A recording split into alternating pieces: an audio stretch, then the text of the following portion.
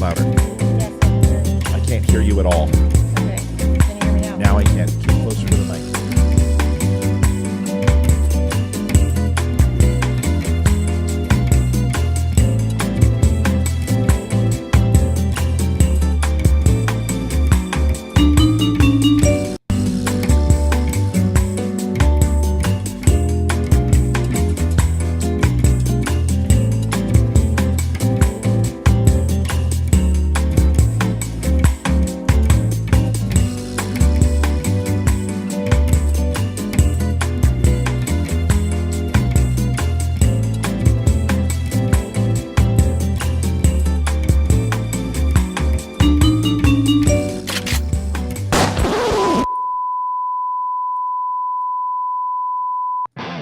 Do you want the truth? Are you tired of being so confused? You feel like you're more fucked up than the lies on the evening news? Well, just step right in. We can talk about it all as friends. And if you want, we can hug and kiss and make up for the party ends. Agree or disagree, just don't unfriend me.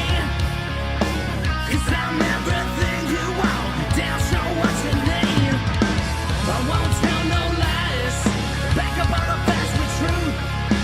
And if you can't get down with that, you must be somebody's new.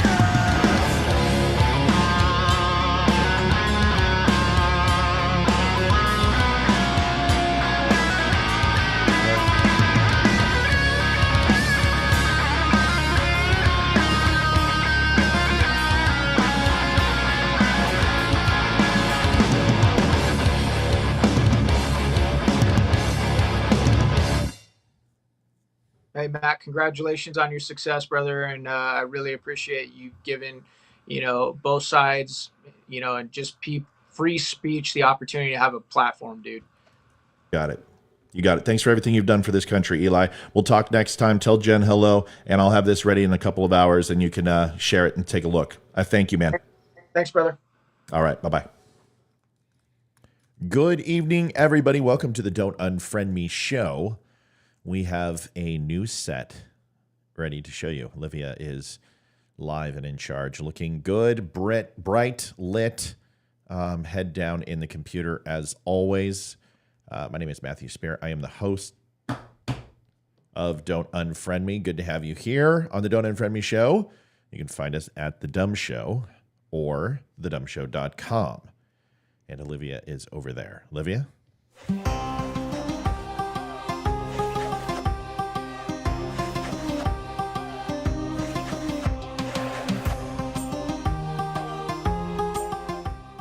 Hopefully everything's coming through 5x5. We were having some audio trouble when we first started. Let me know how it sounds. You may notice that the set has changed a little bit. Olivia is no longer in the corner, sitting in her hole.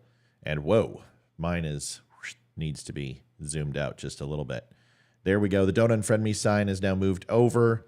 We organized the whiskey and a few other things, and now Olivia looks all lit up and looking good. Bubba Ford says you're wearing the same hat Bubba's wearing, a little bit of Houston Astros.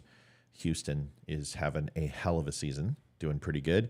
They were not doing too well at the beginning, but they're getting there now. What's nice, I really like the close-up camera, or the center camera now. It's a little bit down, a little bit closer. It's on par with the other one, which we're pretty happy about. So anyway, let's rock and roll. Nobody knows how Olivia's doing because she hasn't said anything. She's just sitting there, Hi, y'all. it's pretty weak. So it was a stressful. I think I dislocated my kneecap when we were moving everything, and I tripped on the rug. It's a shag carpet that kind of muffles the sound a little bit, and caught my sandal on it. And of course, these are combat flip-flops, right? Which means that they're not combat at all, but that's the name of the company, and they make heavy-duty soles. And it snagged on the carpet, and my knee, by trying to catch my balance, I brought my knee up because I was going flat on my face. And when I did, I went to the corner of a table, and it's a sharp angle, and it went and lodged right underneath my kneecap, and I heard a pop, and it hurts. It hurts bad. So woe is me. I'm not going to cry. My right knee, which of course is the worst knee to do it to you. But anyway, I'll have a sympathetic gait for a while, and hopefully get insurance and get it fixed. Welcome to the Don't Unfriend Me show. We are going to have a good night tonight. We got a lot to cover, a whole bunch of interesting stuff. But once again, if you guys want to call into the show, please I got it. hit the link. Olivia's going to put it all over chat for y'all. I can only do Facebook, YouTube, and Rumble. Okay, well, I'll just do it then. It's just easier if I do it because then I go to everywhere, YouTube and everywhere else. All you got to do is click that link, carbon copy it, click it, save it for the show, and then go ahead and put that into your web browser on your phone or on your computer, and you'll be connected. You can do audio only or video and audio. You need audio.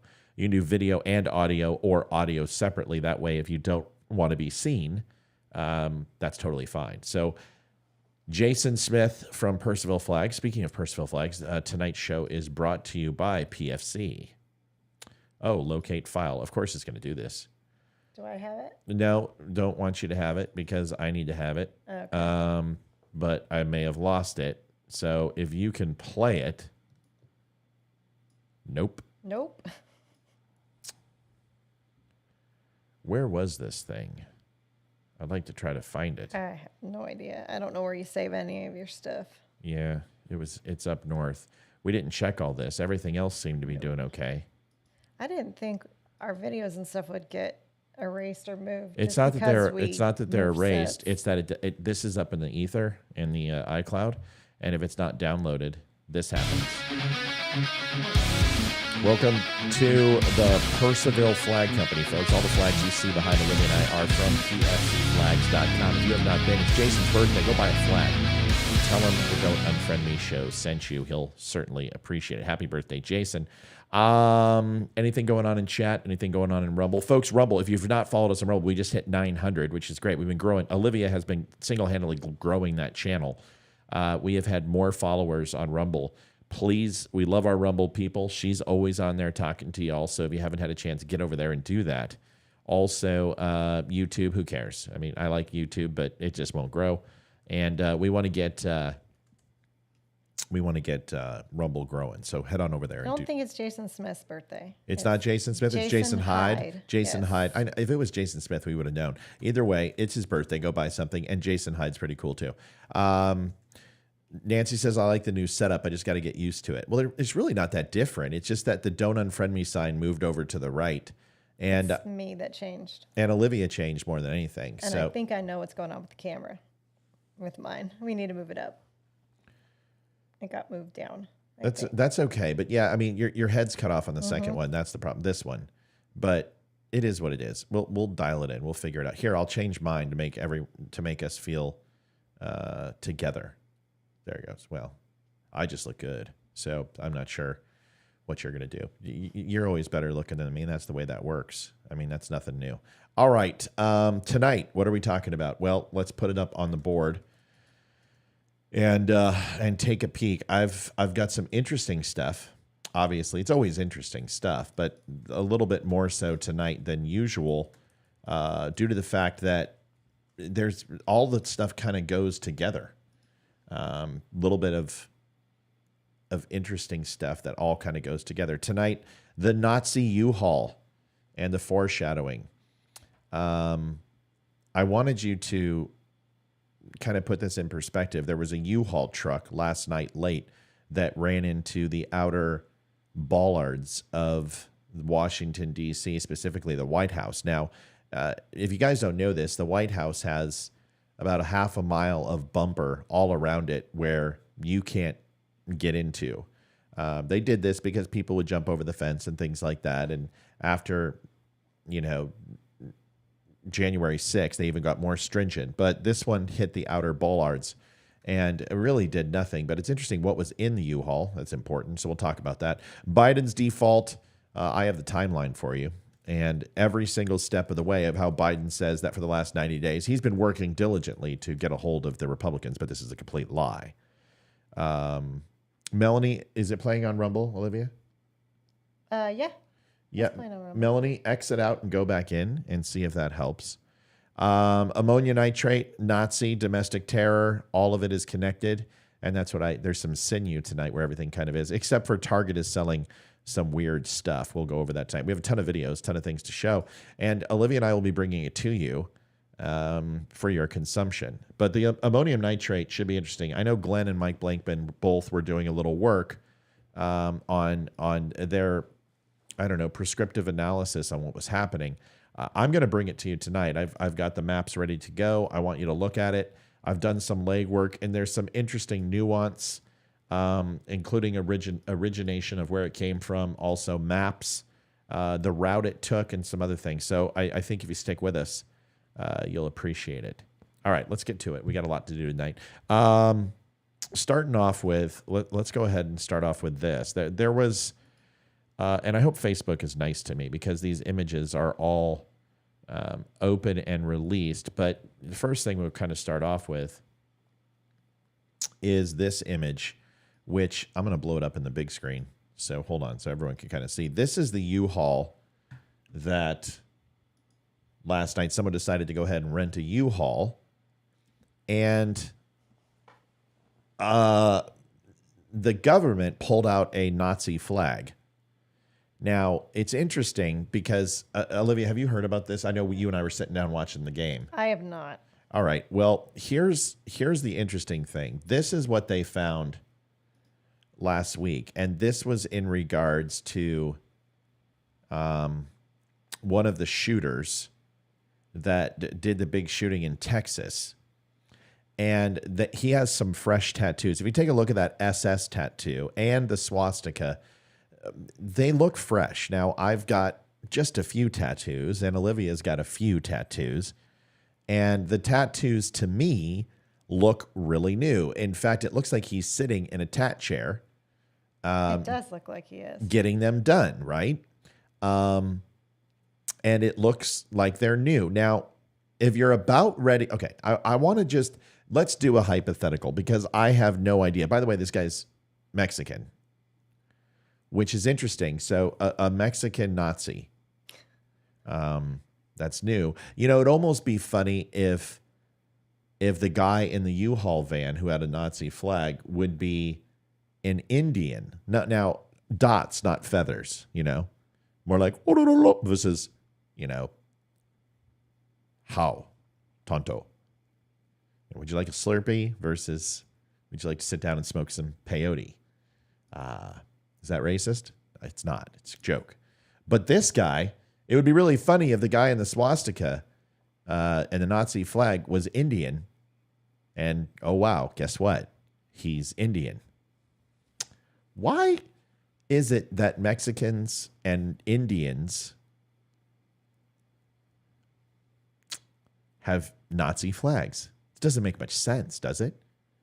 No, not at all. Why would they? Well, so let me ask you a question. Let's do some assumption. Let's do some things. Okay. Now, I've told you all to do some homework and watch Life of David Gale. Olivia, you remember that movie? A very good movie. And Life of David Gale is essentially this person is so against the death penalty, he sets himself up, even though he's innocent, to die from the death penalty because he's dying anyway. And ultimately, they would have to reverse it. Once they had, you know, incontrovertible evidence that it failed, once he was killed and he was innocent, then they would absolve the death penalty. So essentially creating a false flag inside of the judiciary. Now, I'm not accusing the U.S. government of falsifying a flag. What I'm saying is that there's a very large narrative taking place that is concerning to me because it's all like Joe Biden came up with this address at college and was doing a dissertation or whatever you would call it when you go to a college. And there's also something that sounds a little like this. It's disappointing that our discussions in the Congressional Republicans have not been willing to discuss raising revenues. No, that's not the right one. Everyone saw it on last week's show. It's where he said that the number one, the biggest threat to the United States is domestic terrorism, specifically white nationalist or white racism, essentially, is the biggest thing. So it was an HBC graduation address, not a dissertation. It doesn't matter. So he put it out there that white supremacy is the biggest, most threatening thing to the United States. And I told you that this language is now being spread throughout the DNC, and it's all across the morning talk shows and all the pundits. And if this is true, this is the biggest threat to the United States, even though there's only 5,671 some odd cases of racial injustice or what's considered a hate crime in the United States a year, which is infinitesimal. I think getting bit by a Yorkie is more consistent than hate crime. Olivia, did you look that up? Is that true? The Yorkie is the most devastating puppy on the land. Is that correct? The most vicious dog? Is that what you want me Yeah, to look up? I don't think you need to look it up. I think we all know the Yorkie, that son of a bitch, is the worst ever. But when we look at this guy rents a U-Haul truck and decides to ram it into bollards. I have the video. Let's watch it real quick. And then we're going to talk about it because I truly believe that this is, well, let's just watch this.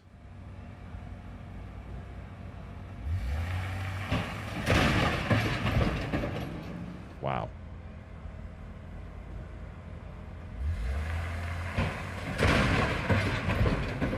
Looks like you driving, Liv. Investigators found a Nazi swastika flag that reportedly came from inside the truck.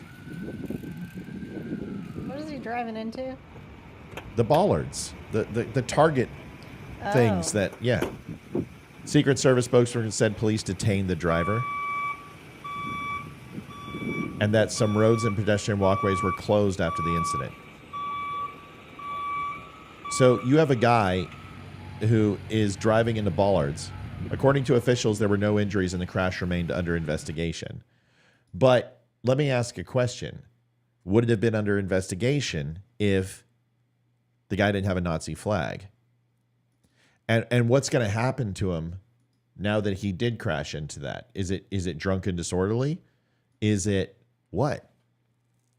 And the whole thing that changes this entire conversation is the fact that there was a Nazi flag. This would be really a no-nonsense thing, no big deal. But once you have a Nazi flag. So let me ask you a question. You've got 326 million people out there, right? And they're in the United States.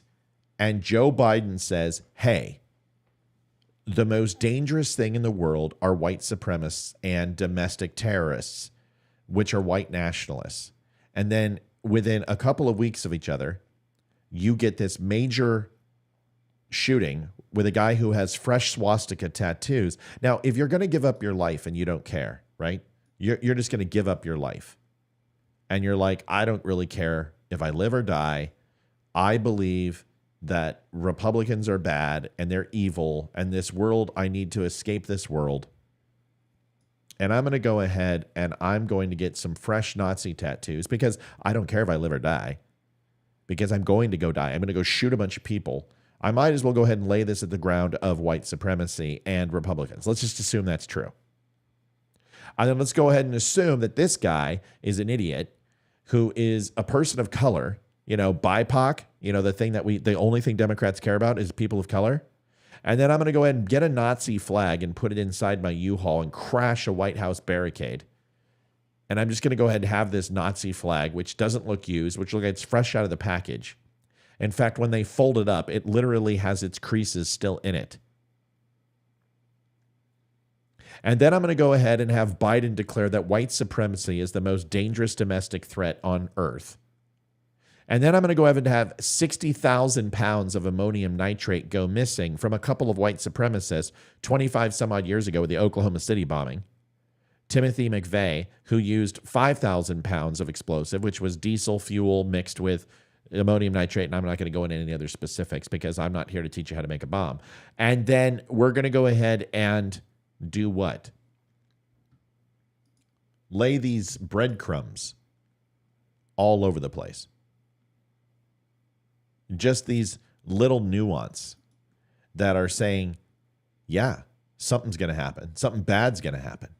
Of course something bad's going to happen. Why do we know something bad's going to happen? Because Joe Biden says it's the biggest threat to the United States possible. It's the biggest threat possible. This is what happened with 5,000 pounds of the stuff. A third of the Oklahoma City Federal Center was blown up.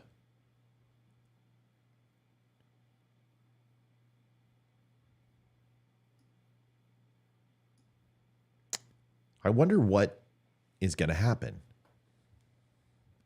Because I've been noticing this, and I told you this a couple of weeks ago, that I was going to Glenn Beck this for you and say, guys, this to me looks like a big psyop. And I'm not a conspiracy theorist.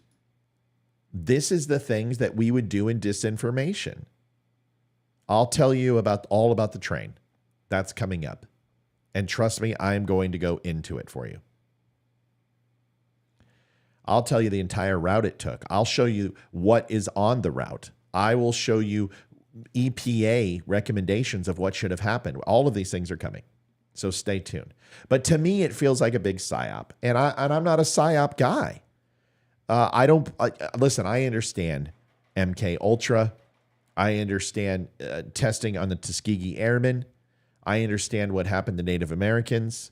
I understand what happened with the Mujahideen. I understand what happened with Iran. I understand what happened in Greece. I understand what happened in Afghanistan. I understand that the CIA was responsible for creating Al-Qaeda and ISIS and Osama bin Laden, and that Osama bin Laden worked for the United States government against the Russians. I know this too.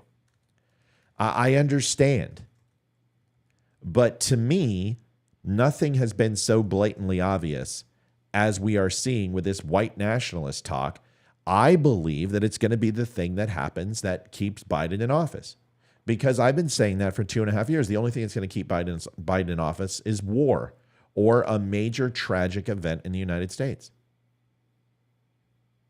I've been saying this for how long? So if that's the case, why do we continue to keep hearing this narrative and seeing Nazi flags show up when I haven't seen any of this at Trump rallies? I haven't seen any of the supporters of Donald Trump support white nationalism, minus some idiot soy boys and Mayo Yiannopoulos and that other douchebag. What was that guy's name? Jesse or whatever. The Mexican guy who hates Jewish people and who we had dinner with, who trolled me, and all of his little followers attacked me. Remember? Yep. I don't remember his name. Ridiculous. But I don't see that stuff. But you've got this guy who is all tatted out, and you've got a guy who runs a U-Haul into the White House, bollards, essentially the defense area that's quarantined off. And then you've got ammonium nitrate, which looks like little foam styrofoam balls, 60,000 pounds of this stuff. And if you think 60,000 pounds of this stuff, which is most of it's air, Nick Fuentes, thank you.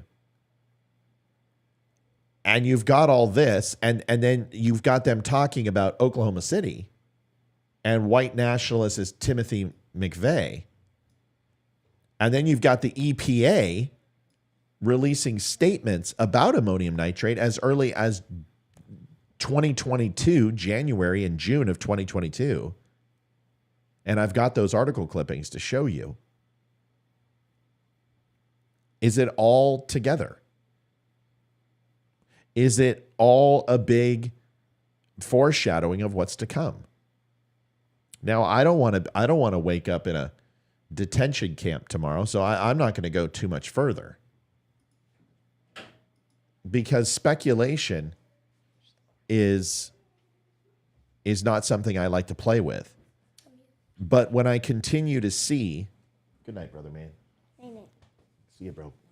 But when I continue to see this type of stuff, and it's all of it is really circumspect and nuance, that there's nobody getting it. Like, and then take a look at the Patriot Front, the guys in the white mask who go through Washington. Well, they were a hate group. I'll tell you all about the nitrate in a minute. But isn't it interesting that Patriot Front Group marches in Washington, D.C., and then folds up their flags in a U-Haul and just saunters off? No, they're not temporary tats. Those are raised skin. Those are tattoos. They're tattoos, and you got tattoos. But if you're going to go die and you don't care, why not go ahead and get some Nazi tattoos? I haven't heard of white nationalism and racism being an issue until just recently when the Democratic Party has brought it up. Well, of course. It was never an issue while I was growing up. No, and they laid, January 6th was all, Proud Boys but how come there's no delineation of lines to this stuff? Why isn't there like, hey folks, we've made some arrests. We've made some arrests on the Patriot Front, and we've gotten a couple of their leaders, and they're being detained and being questioned because some of their stuff is not above board. Or we now want to go ahead and release the all of the manifesto from this Nazi shooter, all of these Facebook posts, and literally just have just a diatribe of information ready to go. But we still haven't released the trans shooters manifesto and plans because it's too dangerous. It's too dangerous to society. What the hell are we talking about here? How does that make any sense? So the selective outrage and the selective release of information is what makes me go, what the hell's going on? Now, if you think that's weird, wait till you hear the next part, because that's weird. I mean, would you agree that's weird, Olivia? I'm sorry, I was reading. Is that weird, Olivia, what we just talked about, or not? I was reading text. I didn't hear what you Mexican said. Nazis, Indian Nazis, Nazis flags and U-Hauls with no weapons. The Patriot Front marching on Washington with upside down flags saying they're white nationalist groups. Joe Biden coming out and saying that the white nationalist groups are the biggest threat to the United States. These are the things I'm asking you. It all just seems a little coincidental to me. Yeah, it's definitely weird. Right. We haven't heard anything about this stuff and how long, and now all of a sudden everything's white nationalists. It's like the Harlem Shake and planking. All of a sudden it's everywhere. So to me, it's a little wonky. But this makes it even more wonky. Now, I want to talk about a couple things about the EPA and the June 22nd or June 6th, I believe, 2022, these articles that came out in regards to the handling of toxic chemicals. And Olivia, I know you're online, but I would really appreciate if you could pay attention here because you're a host on the show now, and I want your opinions. So this topic came out, and it was a chemical advisory about solid ammonium nitrate, also known as AN, storage, handling, and management. And it's titled that the advisory contains information on recent past accidents involving ammonium nitrate, commonly referred to as AN, on the hazards of AN and how to manage these hazards and appropriate steps for community emergencies, planning, and proper emergency response. Now, why would this come out in the 22nd? Well, you remember in Lebanon, there was that supposedly fireworks plant that blew up and was full of ammonium nitrate. But that's not what they said. It wasn't because of what happened in Lebanon. It goes all the way back to 2013, a Texas fire where a couple thousand pounds of this went off and a few people were killed, that they go back and talk about this. Well, why would they be referencing it almost 9 years, almost 10 years later, all of a sudden get a wild hair up their ass to start talking about the chemical advisory and the ammonium nitrate storage, handling, and management? It seems a little bit wonky that would come up. Why now? What was it that made them go, So I started going through this, and I started looking at this. So here's my question started, and then here they preface it in the middle of the memo. And it says, incidents involving AN, ammonium nitrate, are rare, considering that the United States uses millions of tons of AN annually. Yet, as described below, they can have severe consequences. Pure AN is stable at ambient temperature and pressure, While the chemical itself does not burn, AN supports and accelerates the combustion of organic and some inorganic material, increasing the fire hazard and complicating firefighting challenges. AN may explode when exposed to a strong shock or when subjected to sustained high temperature in confinement. Nothing really blows my skirt up, except for the fact when they said, oh, it's extremely rare for it to explode. Now, here's where we start getting interesting stuff. Now, just hang tight, because this whole thing, if you haven't shared this out, do it. I know we got 150 on. It's a busy show. But please, get this out there, because it's about to get better. Because we're about to go through trains, maps, and trains, planes, and automobiles, folks. It's going to be interesting. Ammonium nitrate does burn, but melts and begins to undergo decomposition at 337 degrees or 170 degrees Celsius. Folks, you're not going to get that on a hot noonday sun unless you have an accelerant that burns at a rapid rate. Some sort of oil or gasoline or some sort of combustible material. Everyone understand? It needs essentially a cataclysmic event or a catalyst to do that. How you get a fire is essentially fuel, heat, and, oh my God, why am I missing the third one? Fuel, heat, and air. And you have those three things, and you have a fire. And that's where you get wood to combust. But with this, it's a little bit stickier. You're going to need something that is actually going to have this combust, C4, or some sort of detonator to make this go off. Decomposition creates toxic gases containing ammonia and nitrogen oxides and heat. The resulting nitrogen oxides can support combustion even in the absence of other sources of oxygen. Interesting. So you don't need oxygen at this point. Like I said, you need an accelerant. The ammonium and the toxic gas would replace oxygen in this case and becomes extremely volatile. Fuel, heat, and oxygen. That's correct. Thank you. Just took me a second. I'm tired. When confined, the heat and gases cannot dissipate. As the pressure and temperature rise, the rate of decomposition increases and may cause an explosion. So let me ask you a question, Olivia. If I wanted to create something like a pressure cooker bomb that happened at the Boston Marathon, and I wanted to go ahead and put a bunch of ball bearings and bad stuff in a pressure cooker, do you think the pressure cooker enhances the explosion or detracts and makes it smaller? A pressure cooker. Probably make it bigger. Make it bigger. That is the correct answer. Give yourself a point. If you have a little dingy, that is correct. Makes it bigger. Congratulations, Olivia. So what if you put it in a sealed container that was supposed to be sealed because any outside moisture or oxygen or any of the elements would therefore degrade the material and turn it into a liquid, or make it unstable because it would cake. So therefore, if you put it in a sealed train car, do you believe that it would make a larger explosion if something happened in a container like that? Just say yes, Liv. Yes. That's correct, Liv. It would make a bigger explosion because you're putting all of it in one place and putting all of your eggs in one basket, which is the EPA says don't do. So there's a couple things that we would have to assume. So hang on. During a fire in a facility where AN is present,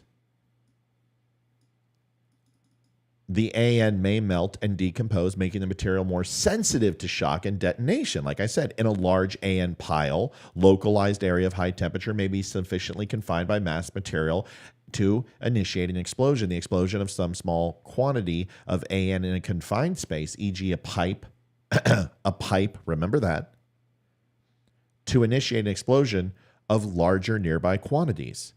So what if we were to say that a spark from an axle or the overall railway and moving of the train car created a spark?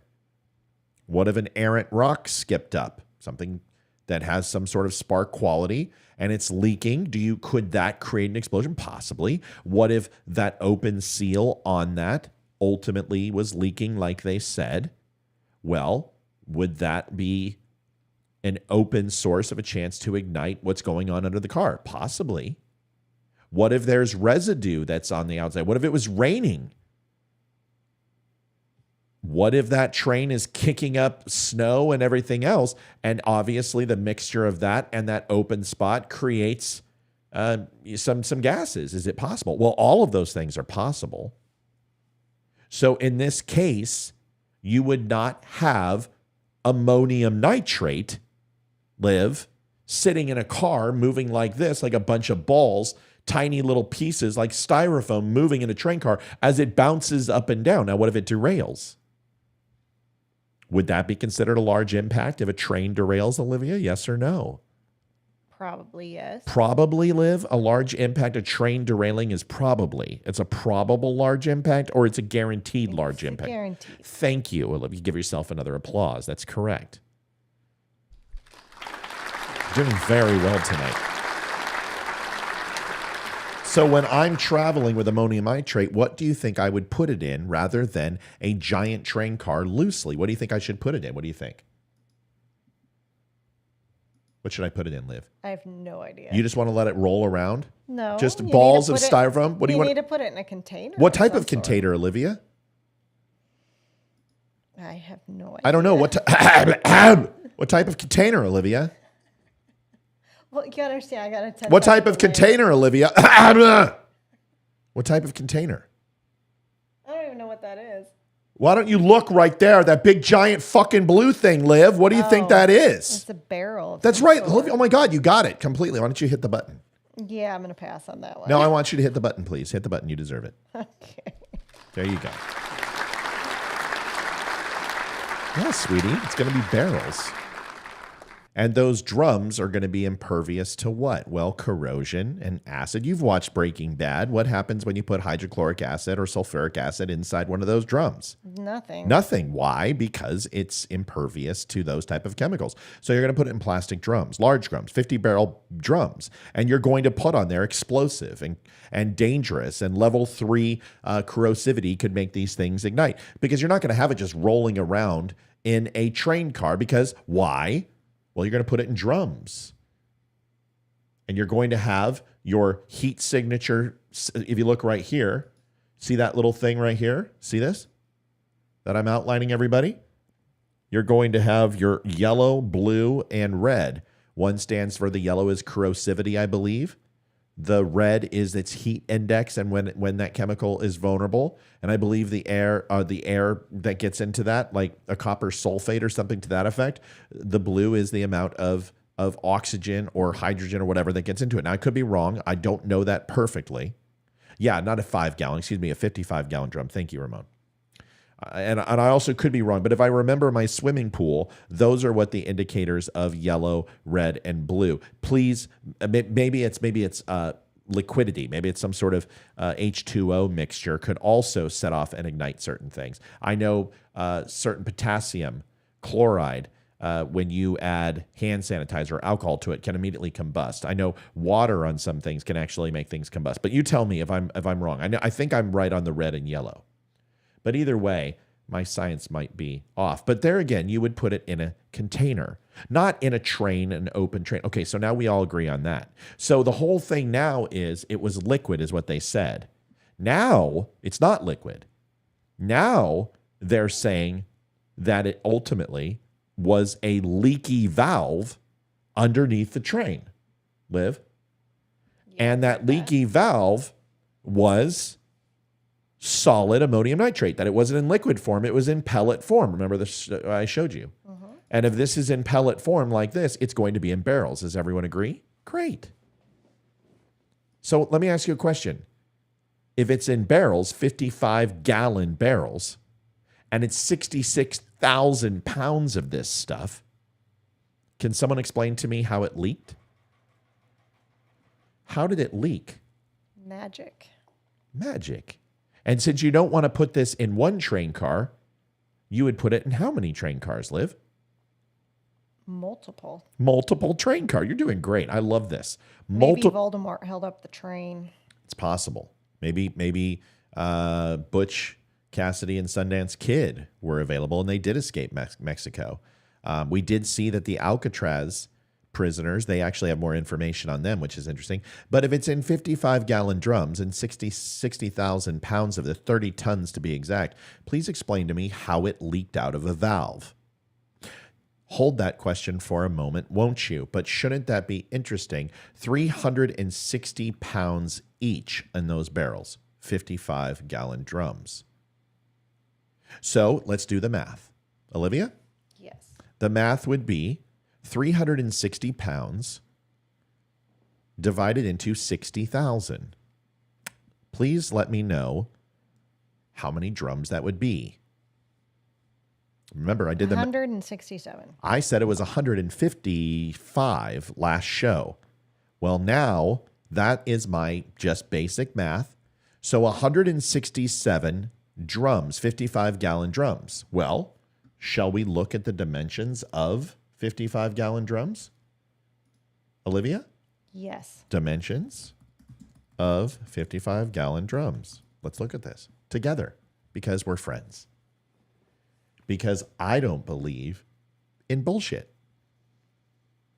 So if we're going to look at the dimensions of a 55-gallon drum, and we're going to bring it up here on the old computer in a beautiful photograph. And it's all in Chinese. Of course it is. How could we expect anything less? Of course it's in Chinese. And folks, my Mandarin is rusty, so I'm not even going to try. So let's go ahead and turn that off. And let's go get something in English, shall we? 35 3/8 inches tall. And 22 inches and the base. There's a 55-gallon drum. 35 inches tall. So it's basically 3 feet tall by 2 feet wide. Does everyone agree? Liv? Yes. Train car width, height, average. Okay, let's do this on the fly. We'll allow that. And if we go ahead and try to look at a car length, 39 to 50 feet, okay? Let's give it 50 feet. Olivia, please do 50 feet divided by 3. 17. 17-gallon drums stacked lengthwise. And the width of a car is about 15 feet. So let's go ahead and do the 15 feet. That's 3 drums a piece. So that's 3 and 5 is 15. So you're going to be able to do 5 drums wide. 17 times 5, Olivia. 85. 85 drums in one train car. And 85 and 85 is what, Liv? 170. 170. You're 3 short of the 167 math that we did. And that's assuming that you stack them single and not double, because that's a lot of ammonium nitrate. So now we're talking what? 2 train cars? And let's assume that they're not going to put 30,000 pounds of ammonium nitrate in one train car. Do you think, Liv? That would be pretty dumb. That would be pretty stupid. So let's just go ahead and say they put it in 3 or 4. So now, how did 60,000 pounds in one train car happen? If you did, you would have to do the following, if my math is correct. Olivia? You have to stack the barrels. You would have to stack the barrels high. And at 3 feet, you're talking 6 feet high. Well, what's the average train car height? 13 feet. So you would have to do 6 feet of barrels in one train car in an average of 13 feet high. Does everyone agree? Mm-hmm. All right. Does that make sense? To anybody? Yeah, it makes sense to me. Aggregate train car, Ramon says to look up. Images of an aggregate train car.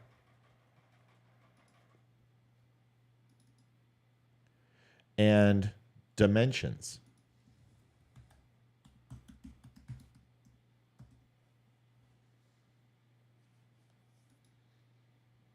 Well, I'm looking at it right now. Exterior width is 10 feet. So you're going to be able to fit 3 barrels. Now it even gets worse. Now it's 3 high. Aren't they going to be separated with something? And are 360-pound drums and 360-pound drums on top of each other? So you're talking overall, what, almost 800 pounds on the top 2 barrels? On the bottom barrel, you're going to put them 3 high? So you're going to put 60,000 pounds. I know, folks, this is what I'm telling you how stupid this is. I'm not a conspiracy theorist at all. I'm a simple person doing the math. And it doesn't make any sense to me because we're not done yet. We haven't even scratched the surface of this because we've got more to talk about. So let's go ahead and look at some more pictures because the EPA says some different things than what we're seeing. So we've got overall that the EPA put out a warning about ammonium nitrate based on an explosion in 2013. Now here we go. Are you ready? Here we go, because this is interesting. Bins for storing bulk ammonium nitrate. Livia, are you following along? Yes. There will be a test afterwards. Okay. Should be kept clean and free of contaminants. Bins should not be constructed or galvanized of iron, copper, alloys, copper, lead, or zinc unless suitably protected. Aluminum or wooden bins should be protected against impregnation by ammonium nitrate, 29 CFR 1910.109 I4II and 4IIB. It's the coding of this. So storage in bulk, it should absolutely follow those parameters, which also lends to the credence that it would be in 55-gallon barrels. We all agree. Great. So let's move on to the next thing, which is the Clean Air Act and Prevention General Duty by the EPA, that we have to do the following if there's an accident or spillage or leakage in mass quantity. And let's assume that 60,000 pounds is a lot. Let's remember that the Timothy McVeigh explosion at Oklahoma City in the federal building was not all ammonium nitrate. That was diesel fuel also, which takes up a large amount of weight. That it was only, I think, 2,200 to 3,000 pounds of ammonium nitrate. So let's go ahead and read this. Section 112R of the Clean Air Act, the CAA, focuses on prevention of chemical accidents. Under this provision of the CAA, all facilities with regulated substances or other extremely hazardous substances have a general duty to prevent and mitigate accidental release. Under Section 112R1, the general duty is to identify hazards using appropriate hazard assessment techniques to design and maintain a safe facility, taking such steps are necessary to prevent releases and to minimize the consequences of accidental releases which do occur. Although we haven't seen any claimed by the EPA, except in 2013, which had nothing to do with a rail car.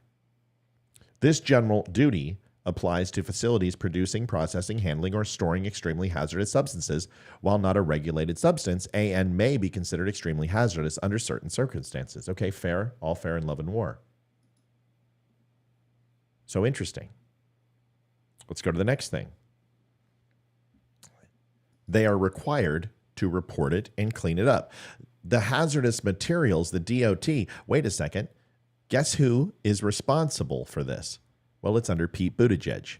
The Department of Transportation, the DOT, regulates transportation of ammonium nitrate under its hazardous materials regulations.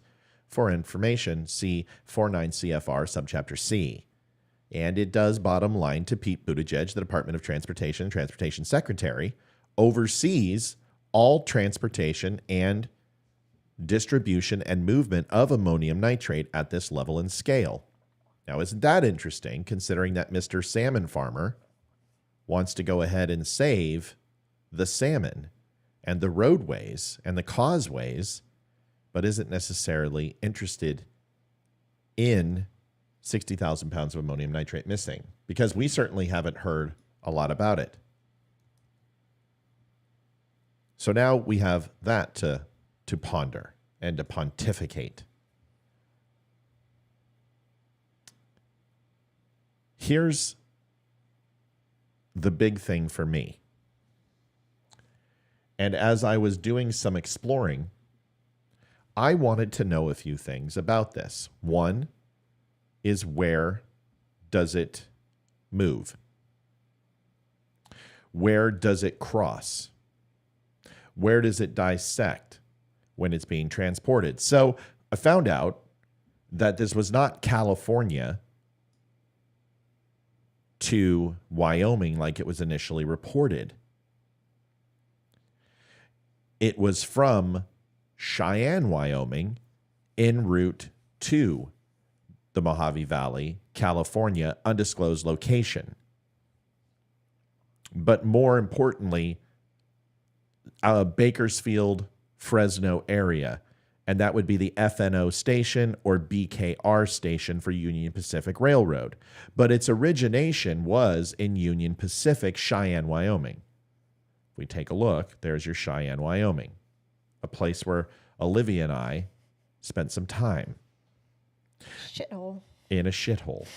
Now, if we go ahead and look at this, and then we look at the other window, the railway map, if I go ahead and zoom out here, and I want to go ahead and go over to Cheyenne, Wyoming, there's Albuquerque. There's LRC, which is in Kansas. And if I want to go over to Wyoming, it'd be right here. Here's Colorado Springs. Here's Denver. And we fall right at Cheyenne Station, which is known as Cheyenne Yard. You can take a look at its call sign right there, Cheyenne Yard. There's also a Grand Central train hub right there. Olivia and I know exactly where this is at. Okay? Now, the line takes two ways out. This yellow line is where the train goes. And the thicker the line is the bulk of the traffic. You have a northern route, which would take you up into the Montanese and go up parallel with I-25 all the way up north. You have another line, and this gets interesting. You have another line that goes down south to Denver, which is these two lines here, and they split, goes through Fort Collins, goes through Greeley. Greeley is a cow town, and Fort Collins is a college town, which has some chemical plants, a few other things, also CSU campuses there. But Greeley really is a cowboy hick town. Okay? Are we following? Great. Now, as it goes across, you have some choices. You can either go up north through Laramie, or you can go down south to Denver and then cut across and take the southern exposure, which is also, whether you decide to go down to the southern pass through I-70, which would take you up through the northern pass, or you can go down through Colorado Springs and cut over down south here, which would take you down to more of the desert climate, depending upon what time of the year is when you travel. If you have a good radiator, you go ahead and go down the southern route all times of the year. If you don't, you go up north. And if you don't have a good alternator like Olivia and I didn't, we took the southern route, and halfway through Phoenix, our alternator didn't charge our battery, and our AC went off with the cats in the car, and everyone was dying. Oh, that was fun. And we wound up almost dead from heat exhaustion. It was like 120 out there on the pavement. Now, when it comes to this train and where it went, it's pretty simple where it came to and what it did, and I'll show you. This train was in Wyoming, in Cheyenne, and it came across this route here through Rock Springs and then Salt Lake City. Now, once it was in Salt Lake City, what did it decide to do, which was go south down the Southern Pass. Okay? Everyone following me so far? As it comes down through the Southern Pass, it enters an interesting place known as LV, or Las Vegas. And the Union Pacific can come out to Boulder City, and it's got a secondary railway, which is a branch line. Branch line are not Union Pacific railroads, but competitive railroads or secondary railroads that they will lease and borrow. Does that make sense? Great.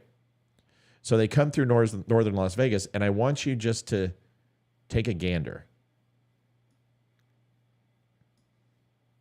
at what is just north of Las Vegas. Well, let me show you.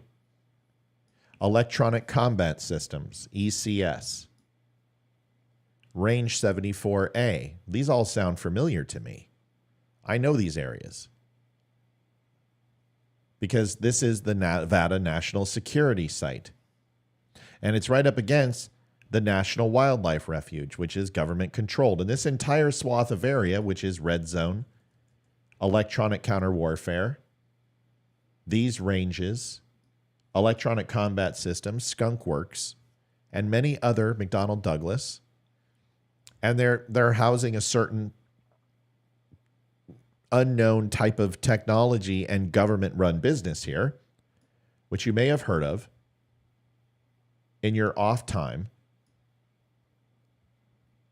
near Groom Lake, which would be Area 51.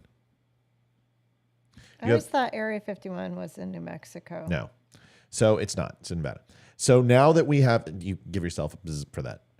So now that you have Area 51 in Nevada, just a casual observation, no big deal.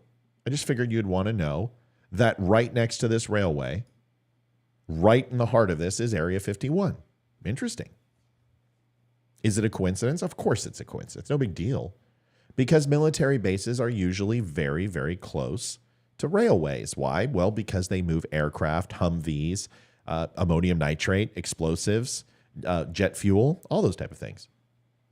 But just some food for thought, ammonium nitrate is going here. Now, it continues its southerly path, and you have a choice. Here's Oxnard and Ventura, California. I grew up all on these. In fact, the Union Pacific went by my house every 3 hours, and we were literally 125 feet from the railroad tracks. So it goes right through here, but it also goes down through Barstow, Las Vegas. Now, some people are like, well, Matt, it could have went up here through Reno and Carson City, as you can see, and come down this line, but that's not what it did, because its path was to end up somewhere outside of the Mojave Valley. And here's the interesting thing, folks, is that when you look here, let's go back to Wyoming, and I want to show you something that you missed, is that my good friend Mel said, well, Ellis Air Force Base. Well, I'm going to do you better than Ellis. All inside Wyoming, this map sucks, by the way, because it does not zoom in properly, so I apologize. It's not exactly fantastic, and you lose your place constantly. Bear with me.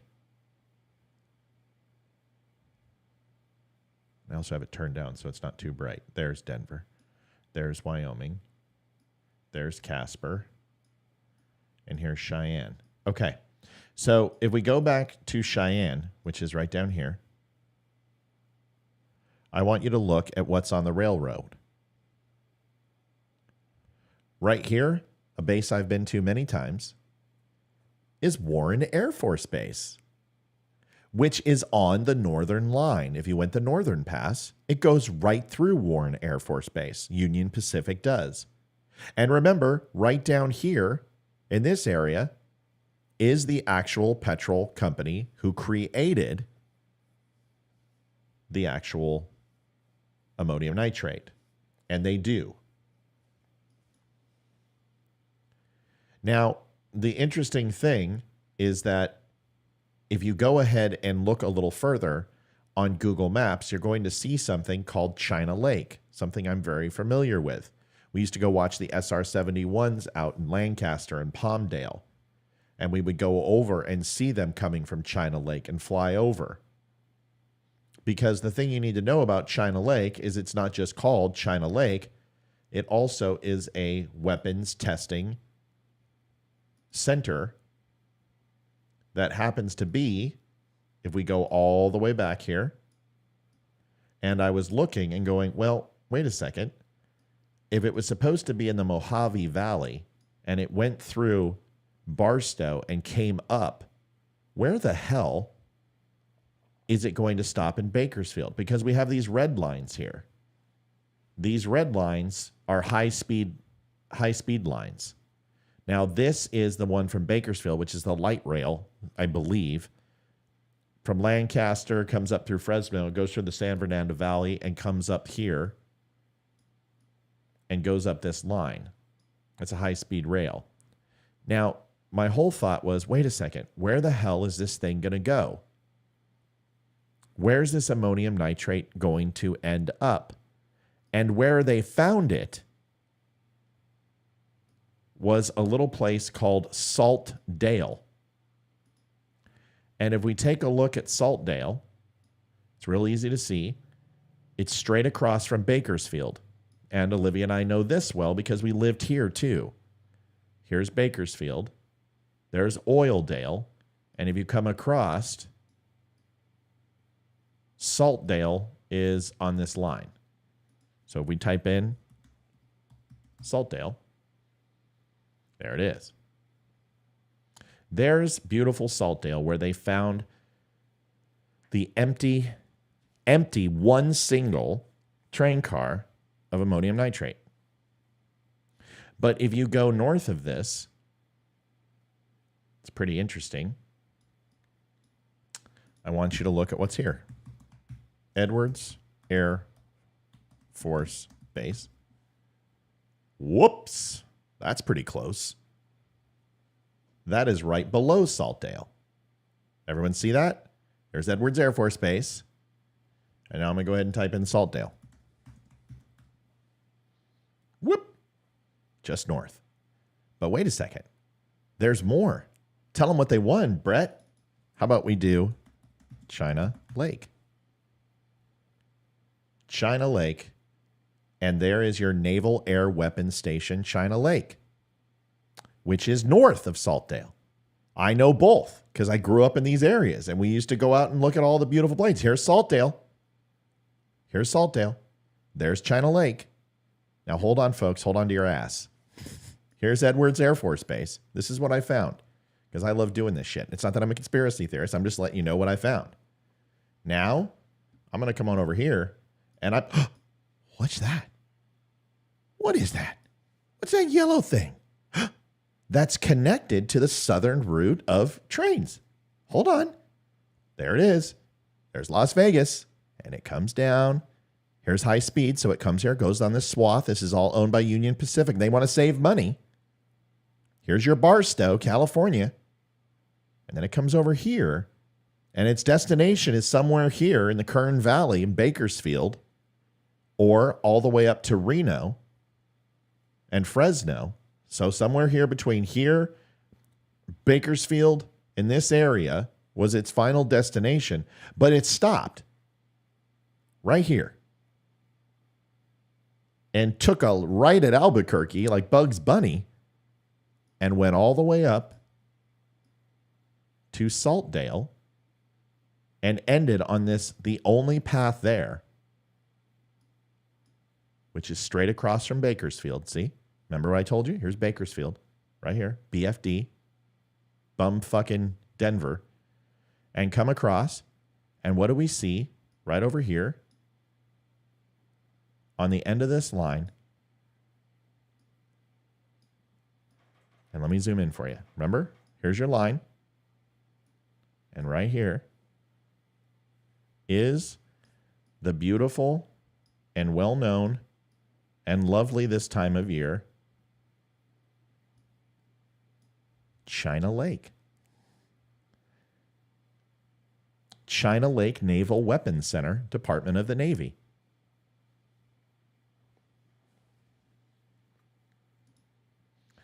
So, what am I saying with all this information? Is this the new bioweapon labs in Ukraine? No. Is this the new conspiracy theory? No. But you have 60,000 pounds of ammonium nitrate missing, which literally should make the United States government fly off the handle. you have four major military bases, all within a stone's throw of this path. And it winds up missing at one of the largest naval weapons training centers where they send off the rockets. Port Hueneme is another one. When Port Hueneme sets off rockets, and Point Mugu, which are naval bases out of Oxnard and Port Hueneme, naval weapon centers usually where these things wind up and are left. I want to bring you to another point, which is Leroy, which he can't be here tonight, but I called him, is that what is one of the, hey, Olivia, you've been on the shows, you've listened, what is one of the most, out of Ukraine and Russia, one of the most prominent exports out of those two countries? Do you remember what they are? Does anyone remember what Olivia or what Leroy and I always used to say? Oil? No. Wheat. But wheat was going to have an extremely low yield and would create famine in African countries because of potash and fertilizer. Two things that are extremely inabundant from an export standpoint in Russia, which were both going to be in low yield, and fertilizer was going to be a huge commodity because Ukraine and Russia export them and they're at war. And if fertilizer is so on the low, wheat is going to have low yields and be extremely expensive. So if fertilizer is a huge commodity that is in rarer form now because of Russia and Ukraine, 60,000 pounds of ammonium nitrate is a lot of money. So everyone knew this because we talked about this. So now put it all together. You've got white supremacists from the Oklahoma City bombing that used ammonium nitrate, which is one of the easiest explosives to put together on the planet. You've got the United States government screaming to the top of their lungs that white supremacy is the biggest threat and danger to America, over terrorists, over the border, over all of it, over fentanyl, over violence. American white nationalist, racist, extremist Nazis are the biggest fear. You've got all these dog whistles, Nazi flags and U-Hauls, Mexican nationalists with swastikas and SS tattoos that are freshly put on. You've got this whole tumultuous narrative that January 6th was put on by racists and white nationalists, and they are the biggest threat. And you constantly continue to see these signs leading up to the 2024 election. And what have I said for the last 2.5 years? The only way Joe Biden, I even said this 2 years ago, is that the only way Joe Biden stays in office, because he's going to have the worst numbers we've ever seen, the most horrible numbers ever compared to any president, even worse than Carter, which I said, and they are, is a major war or attack on U.S. soil that brings the country together. So am I saying that you use ammonium nitrate for crops? That's not what I'm saying. What I'm saying is you have chemicals that can be used for fertilizer in liquid form that are going to provide, and nitrate, which provides nitrogen to vegetables and bonds to vegetables and produces higher quality.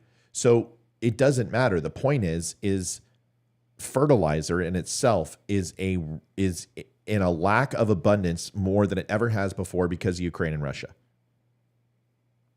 And ammonium nitrate is considered, in the right proportions, mixed with the right chemicals and right catalysts, to provide extremely explosive material, also used in anfro. If anybody knows what anfro is, TNT basically. Very slow-moving, deliberately destructive, and tears in its explosive capacity. Where is it? Now, if it was simply live, if it simply leaked out, right? And that was true, even though they checked the valves and they said everything had integrity. Because here's what they said. I want you to listen to what I showed you, and I want to hear what they said. A 30-ton shipment of a chemical that can be used as fertilizer or an explosive, wow, is missing from a California-bound railroad car after rail officials confirmed it disappeared during a trip across the West last month. The rail car, loaded with more than 60,000 pounds of ammonium nitrate, left Cheyenne, Wyoming on April 12th. A Union Pacific spokesperson told USA Today Tuesday, 2 weeks later, it was found empty at a rail stop in the California Mojave Desert, according to a report filed with the Federal National Response Center on May 10th. May 10th, almost 30 days later. Dino Noble said the material, the one in Cheyenne, Wyoming that I showed you, transported in pellet form in a covered hopper car, similar to those used to ship coal, a covered hopper car. 60,000 pounds is what it was.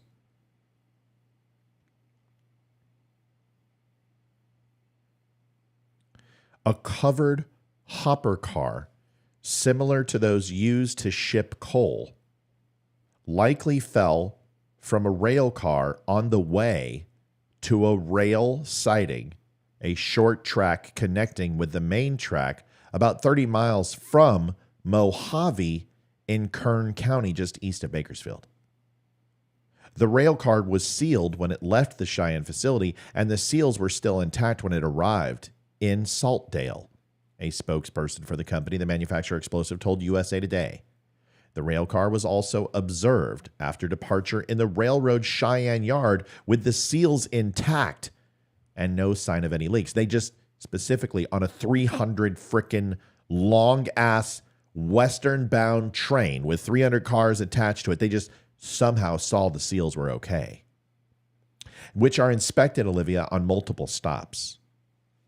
Multiple stops. Every major thoroughfare, city, or populace would have to inspect this to ensure integrity before entering the city. That's called safety. The initial assessment is that a leak through the bottom gate on the rail car may have developed in transit, according to the company, releasing pellets onto the tracks over the 2-week trip. Officials said the rail car was transported back to Wyoming, where it will be inspected. Our review will be exhaustive to understand what led to the situation, but there is no indication of any danger to the public and no indication the pellets were intentionally taken by anyone, the Dino Mobile said. Does that sound like bullshit to everybody? So you carry it in a hopper car, which is basically a V-shaped or half of a square with the top off and usually is tarp covered or temporary roofing covered. It doesn't sound like a compartmentalized car to me. It sounds like it's iron and metal and steel, the things you don't transfer ammonium nitrate in. According to the EPA, because I just showed you the EPA said transferring it in that condition is absolutely against the Environmental Protection Agency, which is also responsible for the Department of Transportation.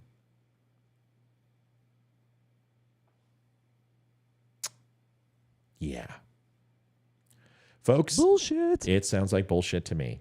Was it on the train at all? Is it just missing? Do they know what happened to it? And why are you doing an investigation if you can assuredly say that there was no danger and there was no robbery or anything nefarious? Then why are you doing an investigation if you know all that?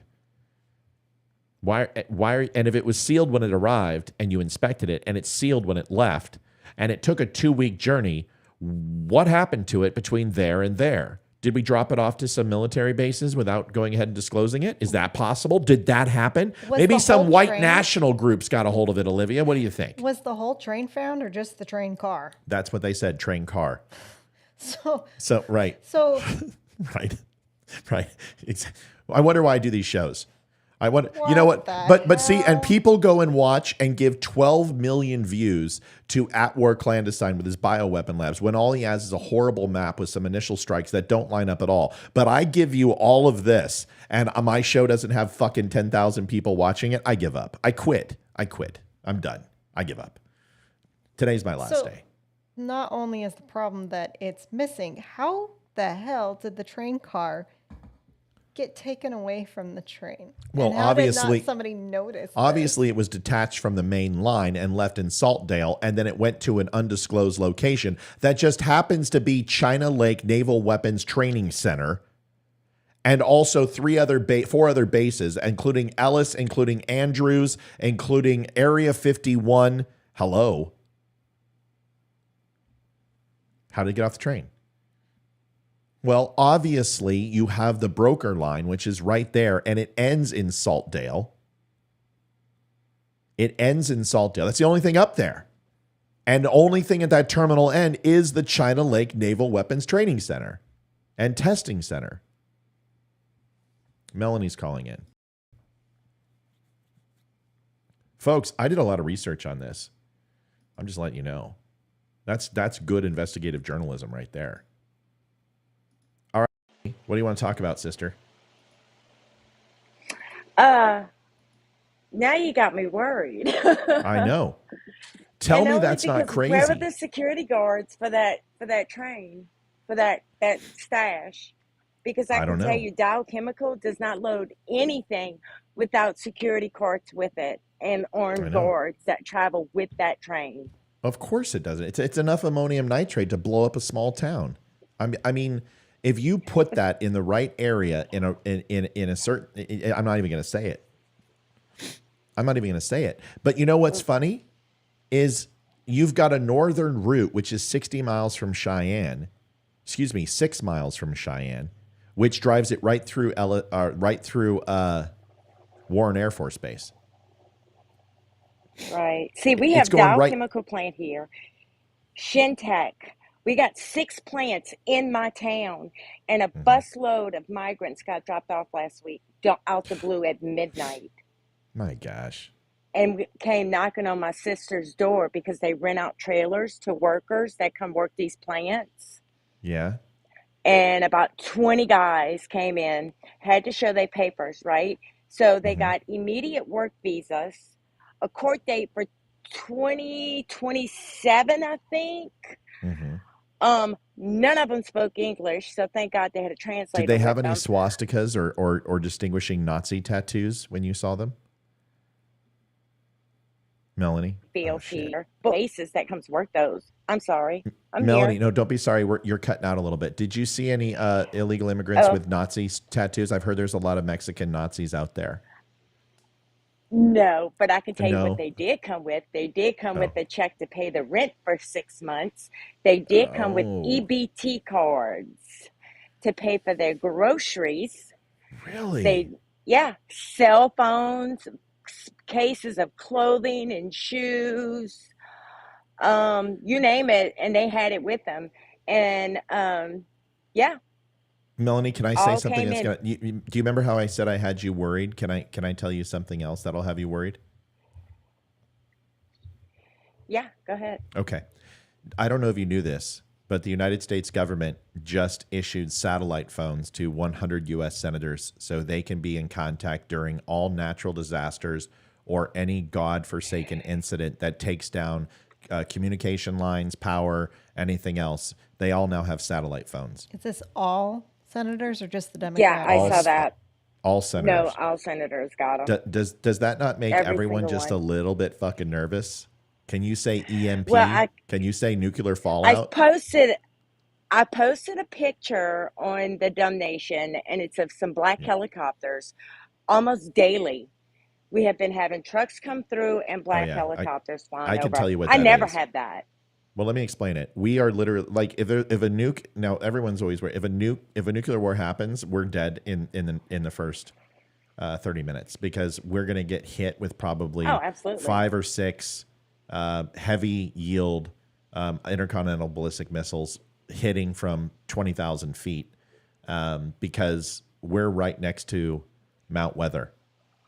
I don't know if you know what Mount Weather is, but the Blackhawks, the quiet Blackhawks take off from D.C. because this is an evacuation site for a lot of high-end officials who are not the president, the vice president, to come to. So they've been running ops at a rapid click. I can't say what time they go over. I'm not going to release anything. I'm just telling you for the same times every night they run ops.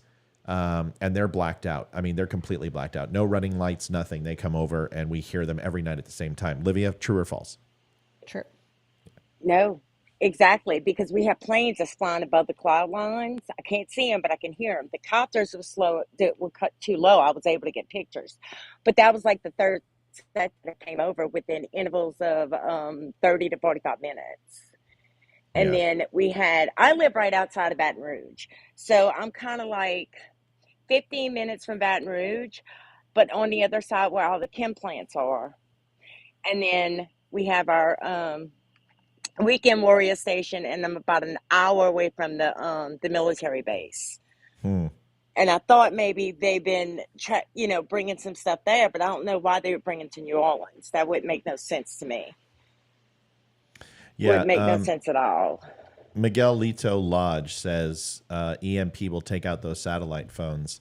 Don't worry. Yeah. I'm not worried. And let's see, 20 years ago when I was in, we had sat phones that were impervious to EMP. So I'm not worried at all. I'm just letting you know that technology is not there's EMP resistant devices. You understand that. So this was all men that got dropped off. There was no women and children either. Well, that's the thing. And that's been the MO is it mainly is men and no women and no children. But I mean, we don't even have, we have one hotel here, and that keeps all of Dow's people that come in, CEOs and stuff like that. They basically had the hotel built. So why would they bring them on this side of the river? I'm in Iberville Parish, basically. Where's that? Which is right outside of Baton Rouge. So it's in Louisiana. If you're going towards Texas, I would be out before Texas. So I know where you're at now. Louisiana. Okay. I drove right through. So I'm right outside there. Yeah, when I left Houston, I drove right through. So if you look through, if you just look up the plants, chemical plants within Iberville Parish, you would be shocked. Trust me, sister, I know. I mean, I've been through Galveston, which is nothing but plants, and then all the way to Louisiana is plants. It's absolutely true.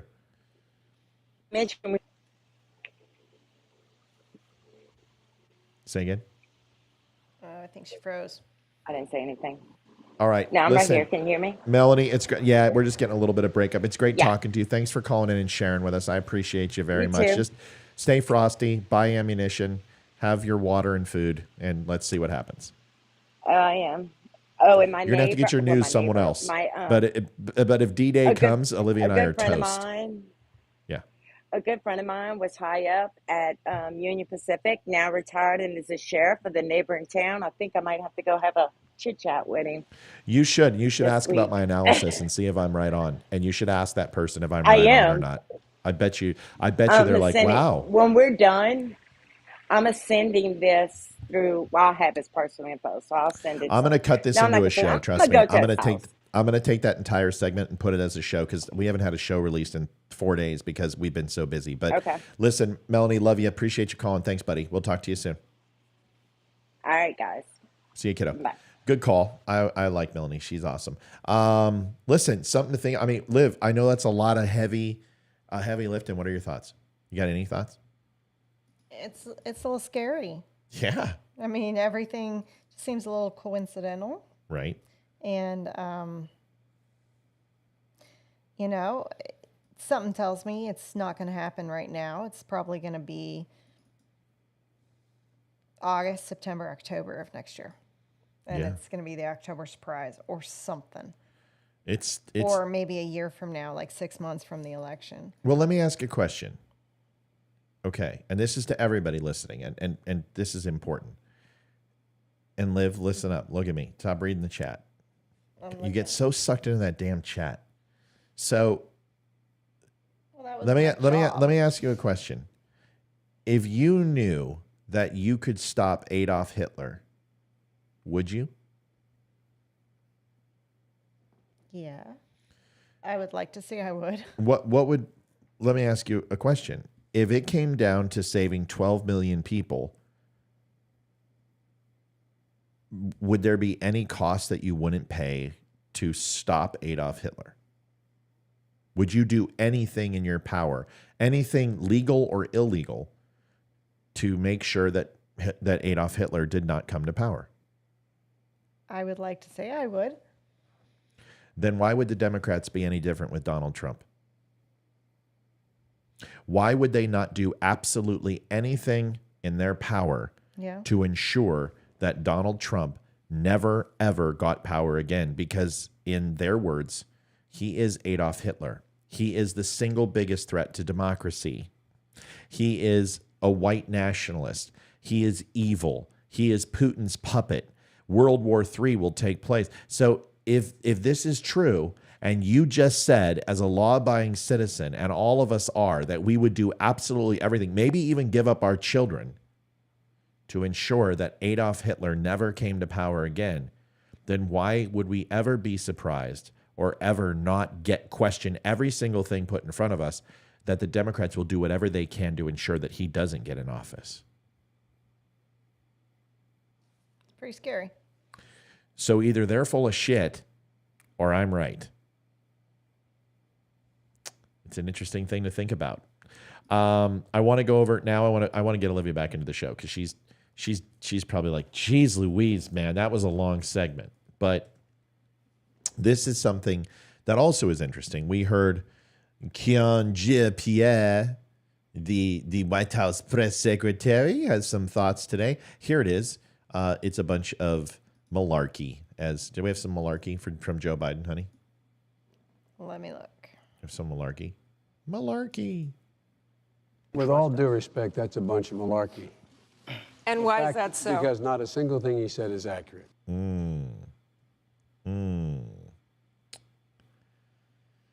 Jay Hennessy says, how do you know Adolf didn't not kill somebody more evil than him? I don't. But that's like qualifying and saying abortion should be legal, even though 67 million people died because we may have taken out Hitler, so therefore abortion's a good thing. Yeah, that argument, I don't like that argument at all. I don't care. I'd much rather take our risk, and then when that person rises up to power, we take him out rather than him garnish power for 15 years by eliminating a group of people. Here we go. Listen to KJP. He said today that negotiations are hard and they take time. Did the president wait too long to engage with the Republicans on the negotiations that he's in the middle of right now? The president has been engaging or trying to engage with Republicans for months now. For months. He put. Okay. So, Olivia, would it surprise you to find out that Joe Biden hasn't been negotiating with the Republicans and the GOP for months? Would that surprise you? No, not the least. Why? I mean, why do you think our president's a liar? Come on. Well, because he's a Democrat. I can't hear you. You got to Because he's a Democrat and everything that comes out of their mouths is lies. Well, let's find out. January 12th, Speaker McCarthy called on President Biden to begin debt limit negotiations on the 12th of January. We remember this because McCarthy had a very contentious vote for speakership, and the gang of 21, 22, including Eli Crane, Marjorie Taylor Greene, and Boebert, and the others, went ahead and gave McCarthy a very tough time with his speakership. And they should have. But one of the first things that we covered on this show was a list of things that he did, which was to dissolve the IRS and all the agents, the 70-some-odd thousand agents that they were going to hire, along with many other things. And one of the things he put on the list for Joe Biden was to begin negotiations on the debt limit. January 22nd, McCarthy called on President to begin debt limit negotiations for the second time. On January 26th, McCarthy called for a meeting with President Biden to discuss a responsible debt limit increase. Responsible. January 31st, he called on the president to begin debt limit negotiations for the third time on the 31st. The first meeting took place. There's no negotiations have taken place on February 6th. McCarthy delivered an address on the debt limit calling for negotiations with President Biden for the fourth time. Speaker McCarthy calls on again on February 15 for the fifth time. March 28th, he called for the sixth time to begin negotiations. April 17th, McCarthy delivered an address warning President Biden that he could bumble into default unless he starts to negotiate on the 17th. On the 19th, McCarthy calls on the president to begin debt limit negotiations again. This is the seventh time.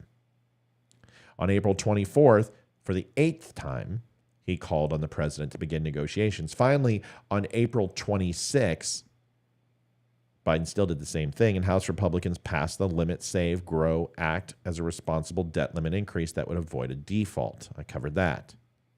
April 27th, Speaker McCarthy called on President Biden for the ninth time to begin debt limit negotiations. On May 9th,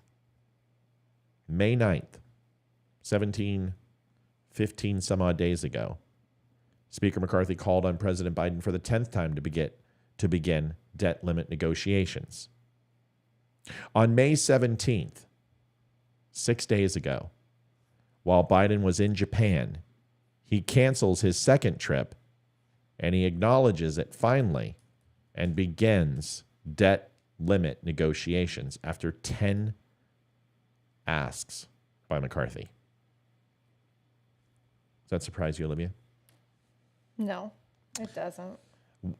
The interesting thing is KJP and Biden continue to lie to the American people, continue to say things that are not true, and Democrats have eaten it up. And they are saying right now, as we speak, across all news stations, across printable media, that Joe Biden has been working with the Republicans, and the Republicans refuse to negotiate and work with him. Once again, more lies, more deceit from the Joe Biden administration. Of course, nobody asks any follow-up. Nobody cares, except for the Fox News hosts. But Fox News are all white nationalists and racist and Trumplicans. I think Obama was the whole start of this. And I think they had a plan, to be completely honest, and it started way back when, because I don't remember the country being this divisive until Obama got in office. I don't remember race being a massive issue until he made it a massive issue. I think it's a fair assessment. I think whatever they've been planning has all started with him. Just my thoughts. I think it's fair. I think racial division, and it may not have been so much as racial division as it's, hey, white people, now you're going to pay. And everything you do is essentially racist from a systemic standpoint. So I agree with you. You know, actions speak louder than words. And it certainly hasn't changed with Joe Biden in office. Oh, it started long before BLM and Antifa. Yeah, I agree with Olivia. This was an Obama play. So it's interesting. His bringing Common to the White House, his position on the Dallas police officers. Remember when he eulogized the Dallas police officers and he started talking about, there needs to be police reform and, we love our police, but, and, it's horrible. It's horrible. Yeah, I mean, it started with him because I remember when he got reelected in 2012, one of my closest friends from high school, all I said was, I'm really sad right now after he got elected, and she jumped down my shit. I remember that day. And I was like, what? I'm like, you live in Canada. Can you even fucking vote right now? Canada. We had a lot of Canada listeners. Canada. Don't get off Canada. No, I had nothing wrong with Canada, but she's on my shit. Except for their hockey team. Yeah, she's on my shit, and she's in Canada and can't even vote. I know. I remember that. I was going to engage with her, but it wouldn't let me.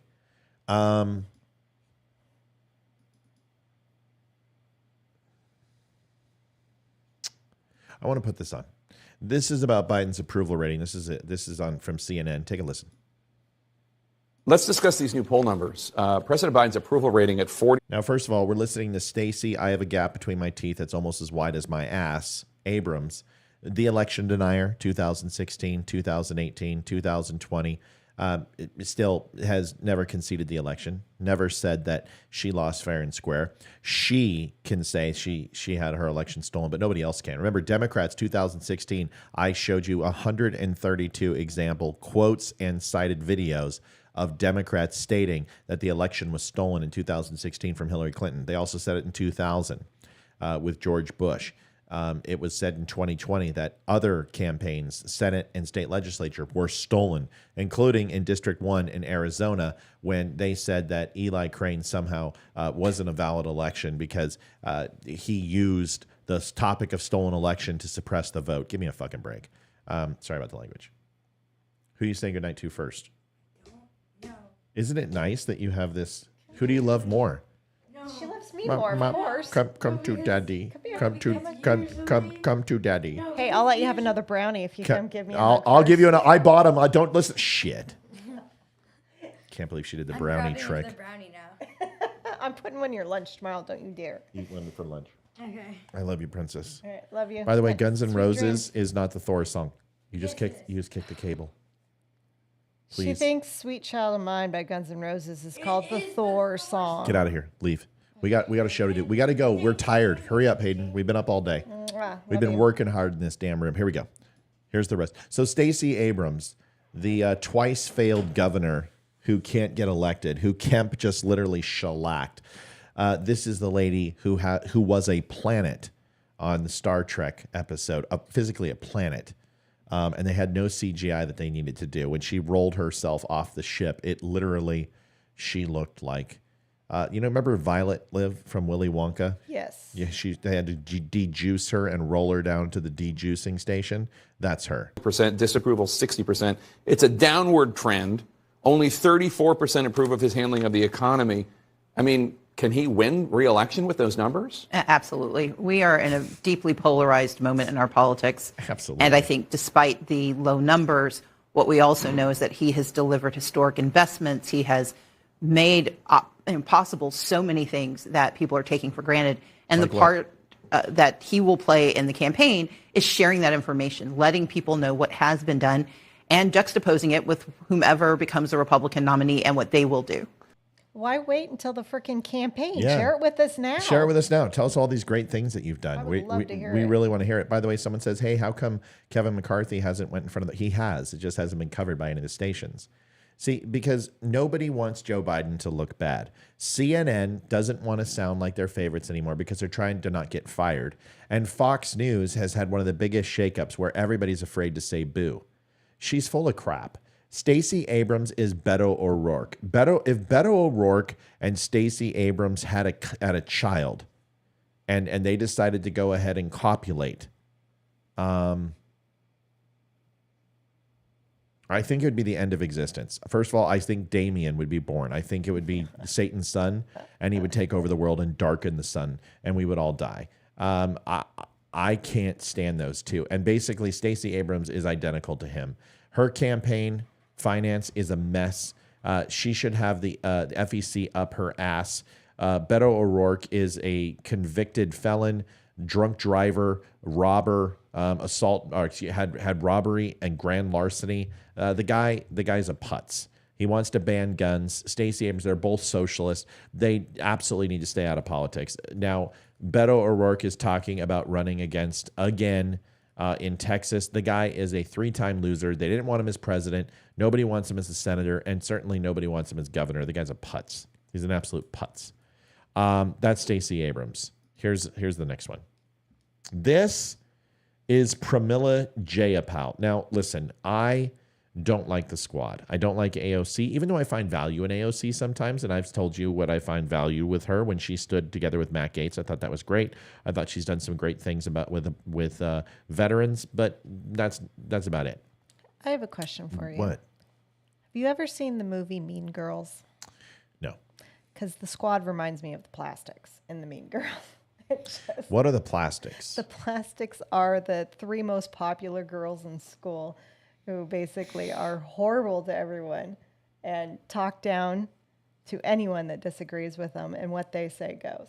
That's what they remind me of. And what are they?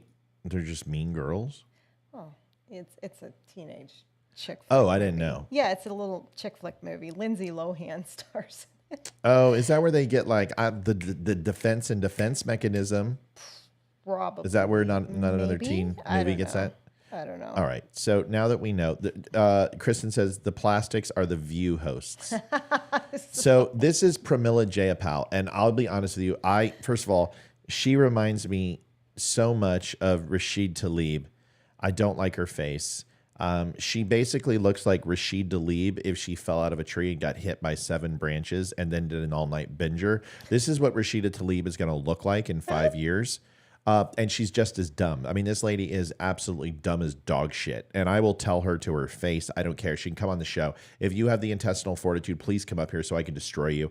I see her on Twitter all the time. I can't stand her. She's never had a good take. Everything, it's racism. It's this, it's that. Listen to her bullshit when it comes to the debt ceiling negotiations. I think there would be a huge backlash from our entire House Democratic, caucus, certainly the progressives, but also in the streets. I think that it's important that we don't take steps back from the very strong agenda that the president himself shepherded and led over the last 2 years. I want you to listen again. Backlash from our entire I think there would be a huge backlash from our entire House Democratic, caucus, certainly the progressives, but also in the streets. I think that it's important that we don't take steps back from the very strong agenda that the president himself shepherded and led over the last 2 years. So let me get this, that Jayapal is saying the following, that either you do what the Democrats want or we will light cities on fire and riot in the streets. Is that what I'm hearing? Did she call for a riot? Sounds like January 6th. Do you think we can go ahead and impeach her from office or remove her, or articles of impeachment to have her removed because she's inciting violence? Olivia, what did you hear when you heard her say that? Was there something in particular that you pulled from her comments? All I heard was wah, wah, wah, wah, wah, wah, wah, wah, wah, wah. She adults on Charlie Brown. That's all I heard. Like if the human butthole decided to turn into human form, it would be her. I mean, she looks like an inside out butthole. I'm just letting you know. Oh my gosh. I'm not a big fan, if you haven't heard. Kari Lake, folks. I figured I would play it because I went after some Democrats tonight. Now I'm going to go after Kari Lake. I will say it, and no, I might lose some viewers. Let's see. I've got 139 on. Kari Lake needs to shut up. If she has any hope of future in politics, she needs to shut up. I'm sick of it. I'm sick. I'm just tired of hearing about it. She is. If we're going to get mad at Stacey Abrams, if we're going to get mad at Al Gore, if we're going to get mad at Beto and the Democrats and Hillary Clinton for talking about a stolen election, I am so fucking sick of hearing about Kari Lake. It's like breaking news in the Kari Lake war room, and everyone's like, oh my God. She's like, we found some guy who went through signatures every 3 seconds, blah, blah. Well, were they fraudulent? No, but he checked it too fast. Oh, shut the fuck up. She's got a Karen haircut. She is so tiresome. I love her. She's beautiful. She's smart. But you know what? She just needs to shut up. I'm sick of it. Everybody's sick of it. You're in Arizona. You lost, lady. Get over it. You're done. They're not. It's too late now. It's over. You are literally Donald Trump in a dress. I'm so tired of it. And just act like you could lose, please. Just take it like a champ. You could go and do so many things, but honestly, nobody is going to vote. 17 other swing states that were this close, Donald Trump all lost them all. Any of those 17, from Majewski in Ohio to Kari Lake, you can go down and look at the list from top to bottom, even Mehmet Oz. All of those lost because they talked about stolen election. They talk about fucking January 6th. Nobody cares. Nobody cares. And if you do care, you need to stop caring, because we need to look at 2024. We have got to get off this stolen election bullshit, because you're suppressing your own votes. You understand that, right? I'm glad you love Kari Lake. Fine, you can love her. I love her too. I just want her to shut up. I want her to get into the game. I want her to get into national politics. She has the panache. She has the ability. She has the look. She has the fire. But my God, take a loss. Because I promise you this, everybody who's listening, if she would have won, she wouldn't have contested the election. She lost. Stop being a Karen. But let's listen to this anyway. And I want you to listen to these. I want you to listen to her talking, because I'm going to give her airtime. And if Kari Lake wants to come on and swat me, which I'm sure she'll be able to, because I've seen her do it, she doesn't listen to anybody. She just rolls. She's amazing at rolling people over. And then she discredits them. Oh, well, you're fake news. Fuck off. And I'm just like, well, you know what, sister? People are bringing some things up here that you might want to address, but you're not. And you need to stop. You need to learn to take a loss. I only lost one viewer. Good. Thank you, everybody, for being smart. Here it is. We have been working nonstop. Oh, this isn't in stereo. Is it in one ear for you?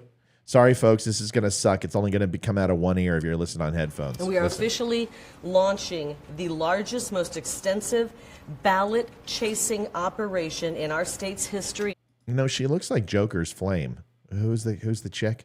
Harley Quinn? Yeah, she looks like a Harley Quinn dress. She had a jester hat on with some bells on it. She would look like a court jester. Look at that dress. Looks like a court jester. It's cute. All right, whatever. I'm just saying, she looks like a court jester. She's kind of stacked up top. Do you think she's had a boo job? Maybe. I'm just all right. Only you would It's talk about it's her important. boobs. Okay. Yeah, talking about her boobs is important. Inquiring mind want to know. Okay. For male voters, it is. I bet all my guy voters want to know. Frankly, possibly in American history. The courts just ruled that this corrupt election will stand. The courts just ruled that our elections can run lawlessly.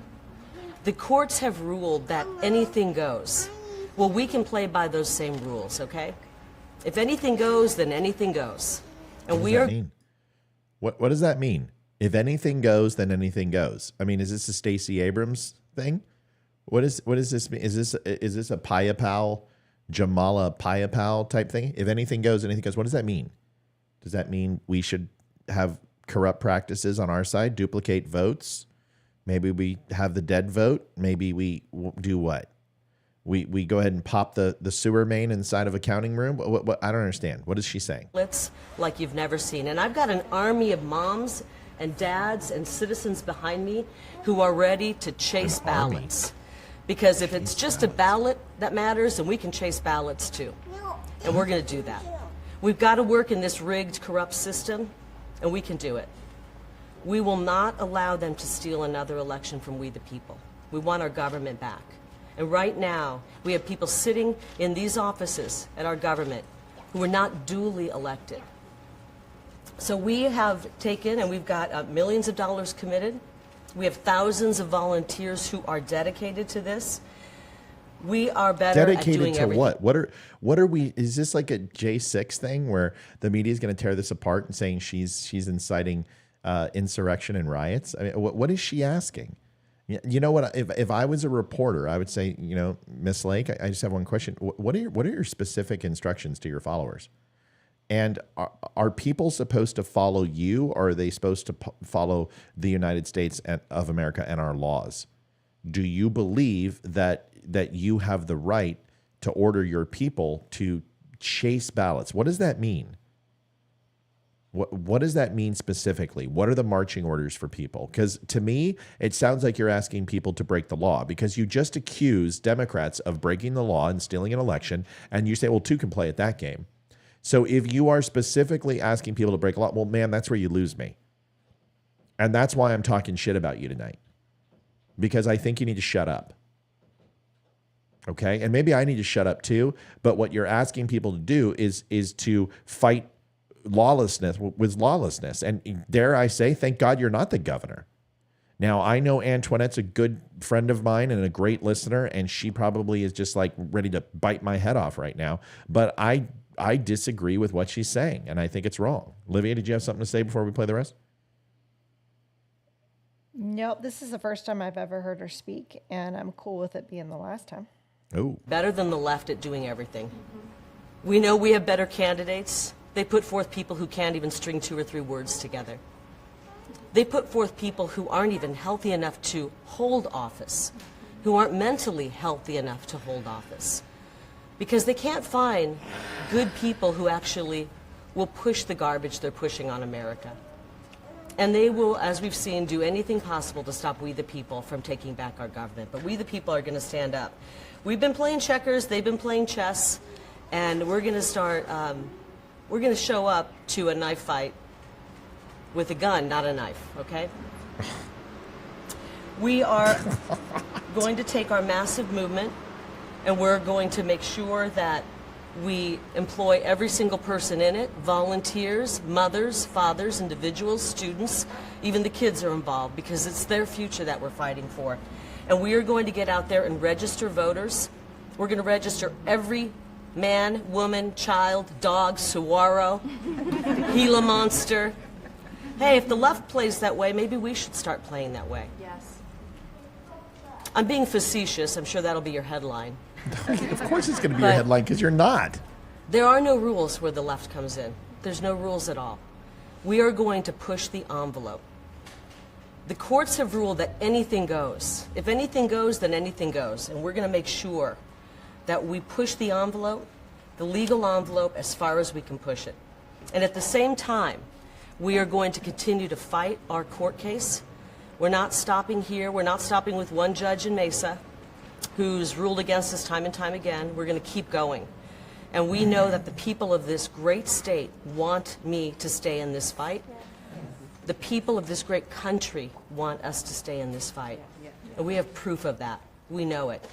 And the people who are sitting in these state offices, who took control of our government, they know they're frauds. They absolutely know they're frauds, and we all do. All right, so obviously I've got some blowback. So, you know, because if you say anything negative about any Republican, you're a rhino and you're a traitor. So let's see. Mar New says you should run and stop criticizing everyone fighting to change the freaking system, Matt. So what exactly is Kari Lake trying to change when she talks about bringing guns to a knife fight? When she talks about that the Democrats are corrupt and cheating and two can play at that game, and telling her followers to go chase ballots, whatever the hell fuck that means. Please tell me, how is that going to change the system when literally all it sounds like is we're going to play in the same swamp that you're defecating in right now? I should run.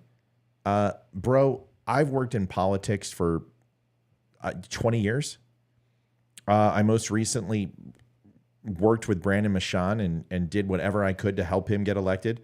I've worked with Eli Crane and pushed him religiously. I've worked with 2 state legislatures. I ran for city council myself in Wyoming. I do a show that impacts 3 million people a month. You want me to stop criticizing government? How does that make any sense? What do you want me to agree with at Kari Lake? You should call in. Here's the link. You should call in and tell me what is it that you agree with? What did you agree with on that whole speech? What made you say, yeah, I get behind that? She lost, dude. She's not trying to change anything. She's trying to take something that she didn't win. And she certainly, all she has to do is prove it, right? Just prove it. Prove it that you lost, that you lost from a fraudulent election. That's fine. Just show us the proof. Like, Matt, there is proof. No, there's not proof. What you're showing me is inconsistencies with printers. You're showing me that people were too fast in checking. You're telling me people were lazy on election night. You're telling me that the single biggest ballot count in any midterm election ever, people had a hard time doing their jobs. Wow, that baffles me. That polling stations were down for hours because of ineffectual leadership and improper systems. They already excommunicated Dominion servers from Arizona. That's a win. So change is happening. Eli Crane is fighting fraudulent elections right now in the state legislature. He's doing something. He's passing legislation and proposing legislation and going after people on the border, going after the Department of Homeland Security, going after the FEC. That's change. What Kari Lake is doing is literally raising millions of dollars on the backs of her constituents who believe her because she constantly talks about something and she gets shot down left and right. She's going to go to the Supreme Court. She's going to get shot down. You know that.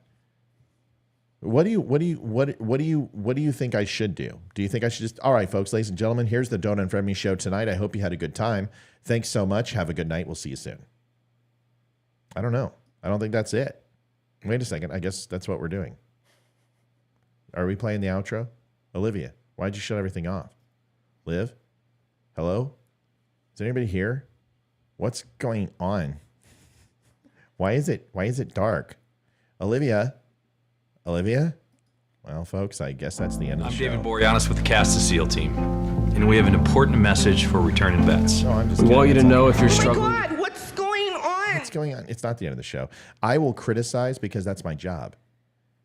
I'm a U.S. citizen. I'm a voter. I'm a fucking taxpayer. I will criticize my government officials as much as I want. I will stamp up and down. I will hold my breath and throw a fucking temper tantrum. What do you mean don't criticize? It's the most patriotic thing you can do is challenge your government officials, and I do it every single night. What do you do? Come on my show and tell me. She needs to hire a new campaign manager.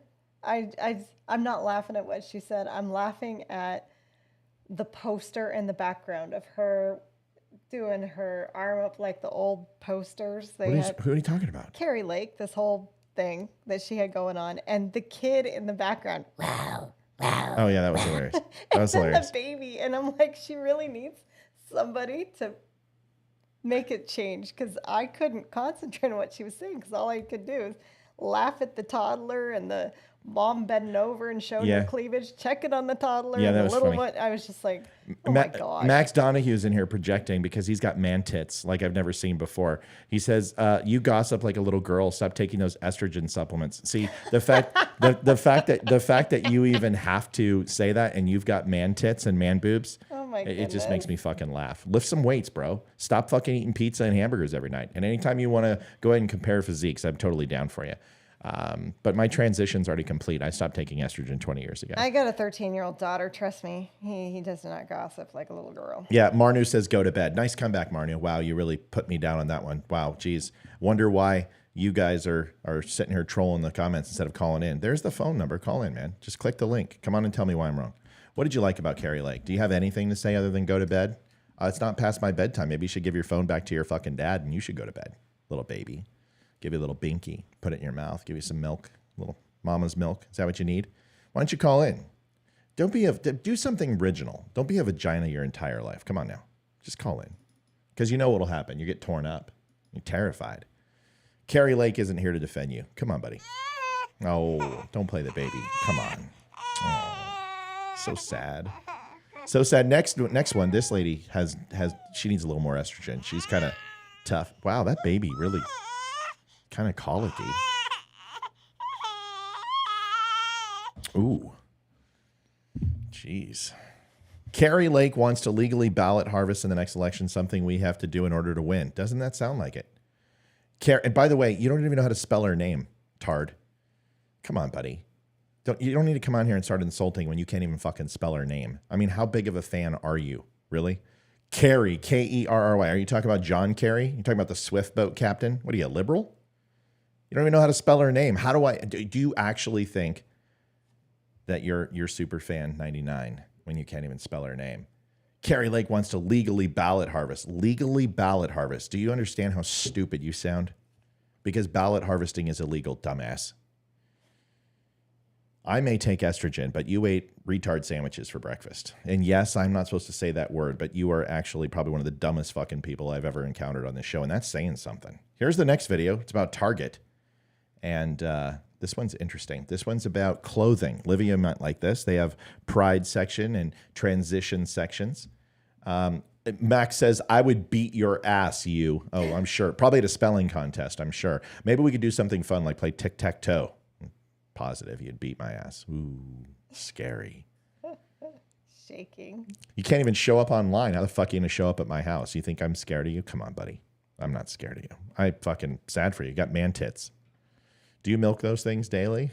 Do you make your wife still pump, or do you just provide all the milk for the kids? I'm just wondering. It's no offense. I mean, you had to go ahead and hit me on my estrogen levels, but you're the one with man boobs. Just saying. All right, well, I'm done with Max since he can beat my ass. He's threatening me. Maybe I should report him to Facebook because I'm so fucking scared. I'm terrified. See that? Yeah, but I shoot with his hand. Okay, all right, let's go. Target. Clothes shopping at Target. Should be interesting. Here it is. We're at Target. Have you seen any of these clothes? No. Oh boy, this is interesting. Right now, and there's a lot of controversy. Marco says, we can disagree at points, but still love and respect Matt, the operator. I'm not an operator. I mean, like operator, like I'm Susie or Time Life operator. Max, why are you leaving? What do you mean it's been fun? Don't leave. Oh, see, this shows me that you're just a big vagina. You can't even stand up. You come in here, start talking shit. I talk shit better than you, and then you leave like a little bitch. Come on, Max. Don't be that way. Just get on the freaking phone and come in here and talk some shit. You're not military, are you?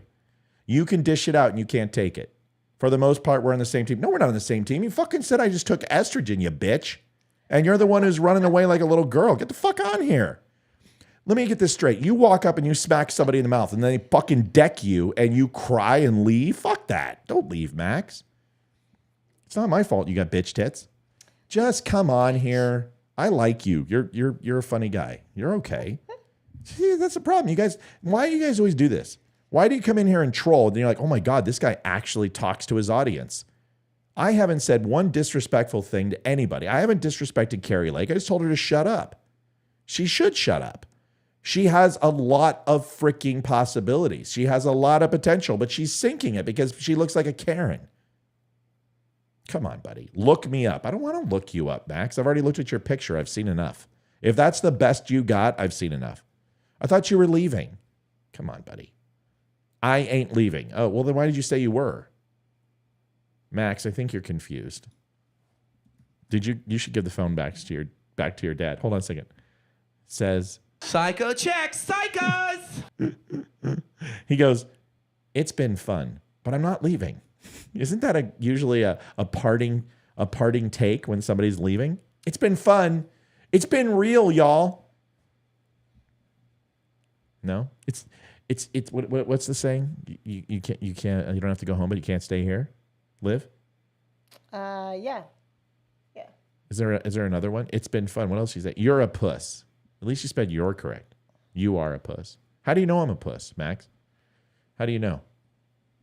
Did your psychic friend tell you that you called on your 976 line? Did they tell you that I'm a puss? Well, I don't think you're going to do anything. Sometimes I enjoy your show. Oh, except when I take my estrogen. Max, you don't like my show because you came on here and you were a disrespectful little priss and you got bitch slapped and now you're going to cry. You're just upset that I talk crap. I even warned you that I was going to say some things about Kari Lake that you wouldn't like. But the only reason you're reacting this way is because you know it's true. You know you feel the same way. You're just too afraid to admit it because you can't be disloyal to any Republican. You have to be. Otherwise, you're a rhino. Is that what it is? Why? Because you want your politicians and elected officials, even the ones who lost, to act with a little bit of dignity? What if it was your son that you gave birth to? Who was, I'm just kidding.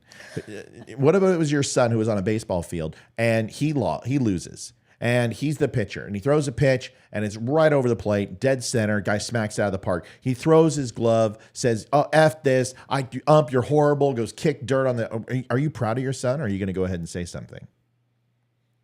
Are you going to go ahead and tell him this isn't the way you act when you lose? That there's a behavior that you should have? Max Donahue says, dude, I'm a champion wrestler. You wouldn't have a chance, buddy. I'm a champion. That sounds very specific, Max. Were you a champion on Endor or Uranus? Or was it a world? Back in high school? Dude, I fucking crushed in high school. Dude, you are a way far. It doesn't even look like you could walk around the fucking block. You don't have any cardio. All I would have to do is just run 25 feet. You'd be out of fucking breath, and I wouldn't need to kick your ass. You're going to have a fucking heart attack. I'll put up my junior black belt 9-year-old against you any day of the week. Yeah, I'd put Ethan against him. Yeah, absolutely. I'm a champion wrestler. Oh, dude, come on. You're not a champion. If you were, you wouldn't have to say that. Oh, you wouldn't be so fucking insecure. Fan of E. Jean Carroll because she's a championship athlete. That's right. She's a championship cheerleader. It sounds just like E. Jean Carroll. Are you going to go ahead and sue Donald Trump for defamation? Oh, Max. Mel says, Max Donahue argument may have valid points, but one needs facts to make the case. She didn't have the cold, hard facts. Time to move on and take all those points and make sure one has a solution to fix it. Max, you're fighting with a dude behind the mic. You have no chance. You just turned me in. I just turned you in. What are you talking about? I didn't turn you in, dude.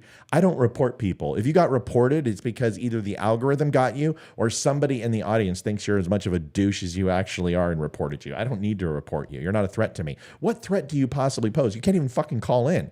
You're threatening to kick my ass. And dude, it's as immaterial as your argument. You can't prove that. It's a fallacy argument. Whether you could kick my ass doesn't make you right. Even if you could kick my ass, which I highly doubt because you've got bitch tits and you have no cardio, it doesn't matter. Your argument is still weak. You don't have an argument. You are fighting. You've been fighting the whole time. You won't even call in. All right, Max, stop being annoying. Just stop being annoying. Let's watch the video.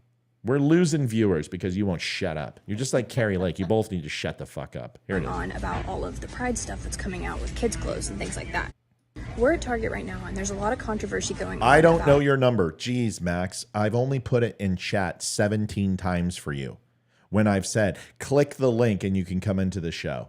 How hard is that, dude? You're a championship wrestler. You should be able to figure out how to click a link. God. Do you need to breastfeed real quick and get some of that pressure in your chest off? I have a feeling. We're at Target right now, and there's a lot of controversy going on about all of the Pride stuff. Amy Stamcombe crushing coming out with kids' clothes and things like that. So we're going to go to the kids section, and we're actually going to see if they're putting weird, creepy, uncomfy stuff on children's clothing. All right, Liv, you shop at Target. You're there regularly. You better chime in. Do you see weird, creepy, uncomfy stuff besides Max's breasts? Well, I can say I've never seen his breasts, but do you want to see them? They're huge, dude. Look at this. Oh, Here, goodness. we'll zoom in. Look at the pic. Look at it. Look at the gut over the belt. Big tits. Yeah, it's all hang good. on. I gotta wait for Facebook to catch up. Yeah, they're just, it's a middle-aged bod, dude. You're got a dad bod. That's okay. We all do. But you know what? I would never say that you take estrogen. Oh, come on, dude. There's no reason for that. By the way, can you not grow a beard, or is it just it's not in your repertoire? Okay, go ahead. All right, Livia. Weird, uncomfy stuff at Target. I have not. I mean, I don't know if she's talking about kids' clothes because, of course, I don't shop in that section anymore. But I would say 90% of the time I'm at Target is for groceries. I don't even go over to the clothing section anymore. Why? Is it just too expensive, or they never have anything?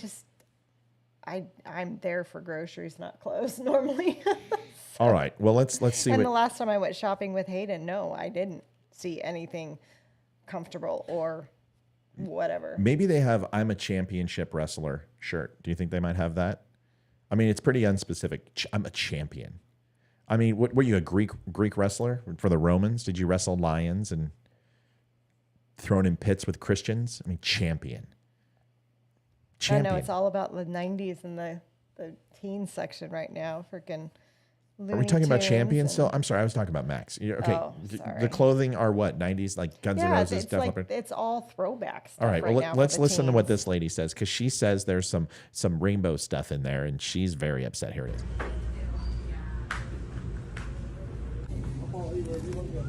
Oh, Target Pride. Okay, this is the child section. This is literally the kids section. I'm next to a literal onesie that says whatever the hell that means. Literal. It sounds like Hayden's talking. A literal. This is literally a onesie. Yes. Or you could just say this is a onesie. It's like Max saying, I am a literal champion. No, you're not. Can't even spell Kari Lake's name right. I mean, we have Glad You Came Out, and Glad You Came Out. I'm so happy that you're queer. I'm so happy that you're queer book. In the kids section. Are you kidding me?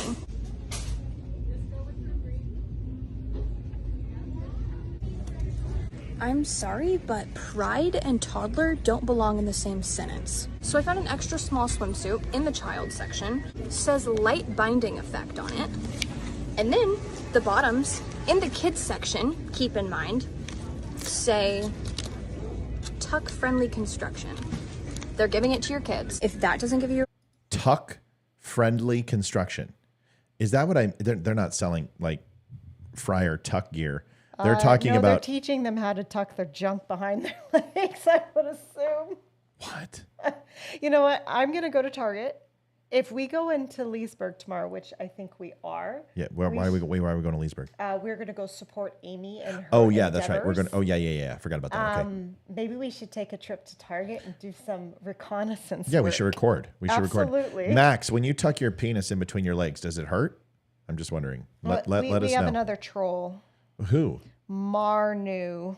No, Marnu's been. He already got trolled. He won't call in. Low life, Matt. Sorry, your son isn't the only child that earns a black belt. Mm. I didn't. So what does that? What does that mean? I don't know. What is that? What? I don't know. Who cares? Yeah. Okay. I just think my son could kick champion wrestler boy's ass. Marnu, you don't even have a picture. I think you have a picture of Donald Trump and your name's Marnu. Like your own insecurity about who you are is so evident that I don't even really need to say anything because you're not even a person. You got a picture of Donald Trump and your name's Marnu. What the fuck is that? I mean, you might as well be called a championship wrestler.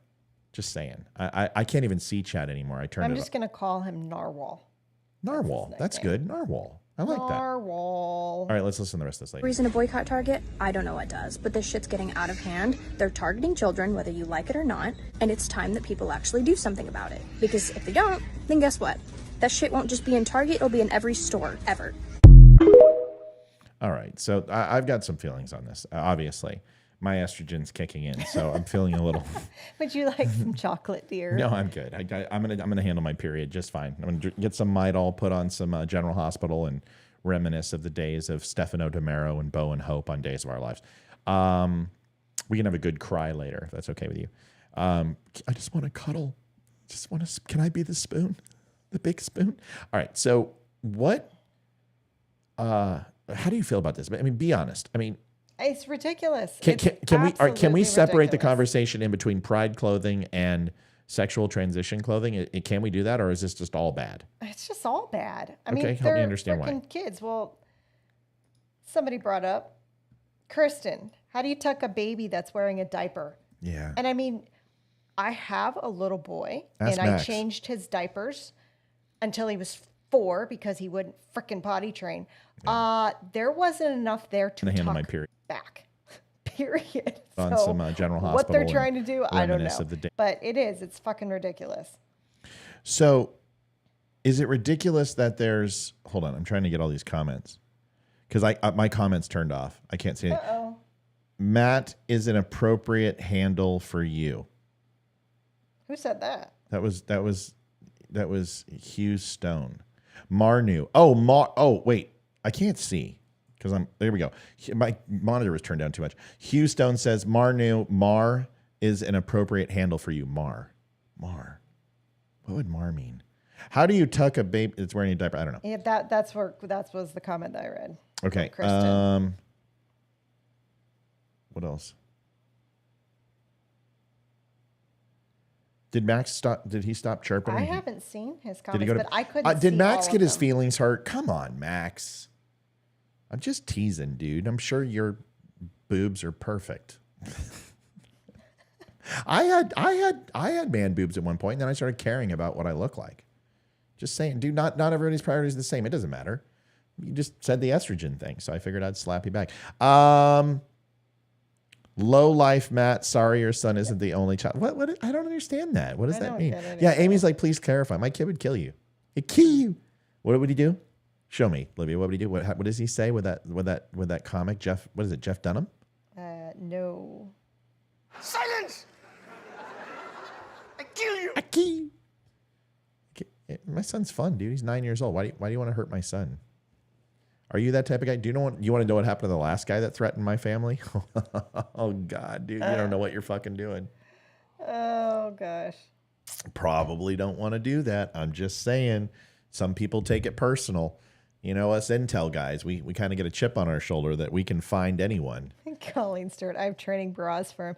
Yeah, I have some old ones of Hayden's that I can mail you if you'd like. Yeah. Well, I hope Max didn't leave. I think he's fine. He's a good guy. He just was a little upset. He's upset because he likes Kari Lake like most guys because they're looking at this and not listening to this. Listen, when you just look at this, that's okay. There's plenty of women out there. Tulsi Gabbard's one of them. You can just look at Tulsi Gabbard and go, I'd vote for her because I would if it was just based on looks. But then I look at her policies and go, she's a fucking batshit crazy progressive. She's that cute. All right, but it doesn't matter what you think. It matters what you think, but you're just being jelly. So you need to stop being jelly. I don't think Tulsi Gabbard's all that in a bag of chips, but I'm not jealous. I just don't think she's. You cute. sound very jealous. You sound jealous. I am not jealous of that. Are you jealous of Max's boobs because he has bigger boobs than you do? Just saying, his titties are huge. What's the one for? What was that? The middle finger? Yeah. Oh. Uh-huh. That wasn't very nice. Uh-huh. You should do that to Max. What about the guy who's threatening my child who's 9 years old? 10 in a month. Well, 20 I'm days. going to roll my eyes at that guy. Whatever. It's all right. All right. I'm a mom and I don't feel threatened. Yeah, I just love that he's like, I'm a champion wrestler. Okay, bro. Maybe in like 1964. But you couldn't champion a boner right now. That's some serious help. All right. So anyway, what do you think? I mean, do we think that kids should be able to have a shirt that says, no, you know what? Fuck it. No, I don't. Because I don't think 10-year-olds, 12-year-olds should be deciding whether they're gay or lesbian or not. No. And you know what? If a child has lesbian or gay parents and they choose to take their child to a gay pride parade or something like that, they are more than welcome to go get a personalized t-shirt for them, because you can make any type of t-shirt you want anywhere. I don't think it needs to be mainstream for all kids to buy. But if these are only in Democratic cities, because like I said, I haven't seen them, but same cities that are letting drag queens come and do frickin' strip shows for the kids, then yeah, I don't know. Maybe it's ridiculous. I just don't think this is appropriate for, like, okay, can you imagine if something like, okay, I'm going to be gross right now. I've already lost some viewers because I went after the trolls. Some people like it. Some people don't. Oh, I think it's hilarious going after the trolls. Some people, yeah, but some people don't like it. And I've tried to be nice, but some trolls just need to be gotten after. You know what I mean, Governor? You just need to go get them. Just go slap them upside the head. The next time you have a troll, you should go after the troll in one of your impersonations, one of your accents or your impersonations. They don't start trolling until they find out they don't like me. Then they're like, oh, I don't like this guy. I know, but then he said mean shit about Kari Lake, man, and I've wanked off to her at least 100 times, and she's amazing. And that's when you realize they're trolls. That's when you need to use your accent or one of your impersonations to go after them. I think they'd be freaking hilarious. Amy says it's hilarious. Viewers left because it's late. Yeah, it is late. It's 10:30. You're right. But either way, all right. So here's the thing. I just, if I had a shirt and my son was 10 years old and it says, I eat pussy, is that okay? No. Right. It's not okay. At all. It's not okay. So when you say I'm gay, it doesn't mean you're happy. Like, what if it says I'm a cunning linguist?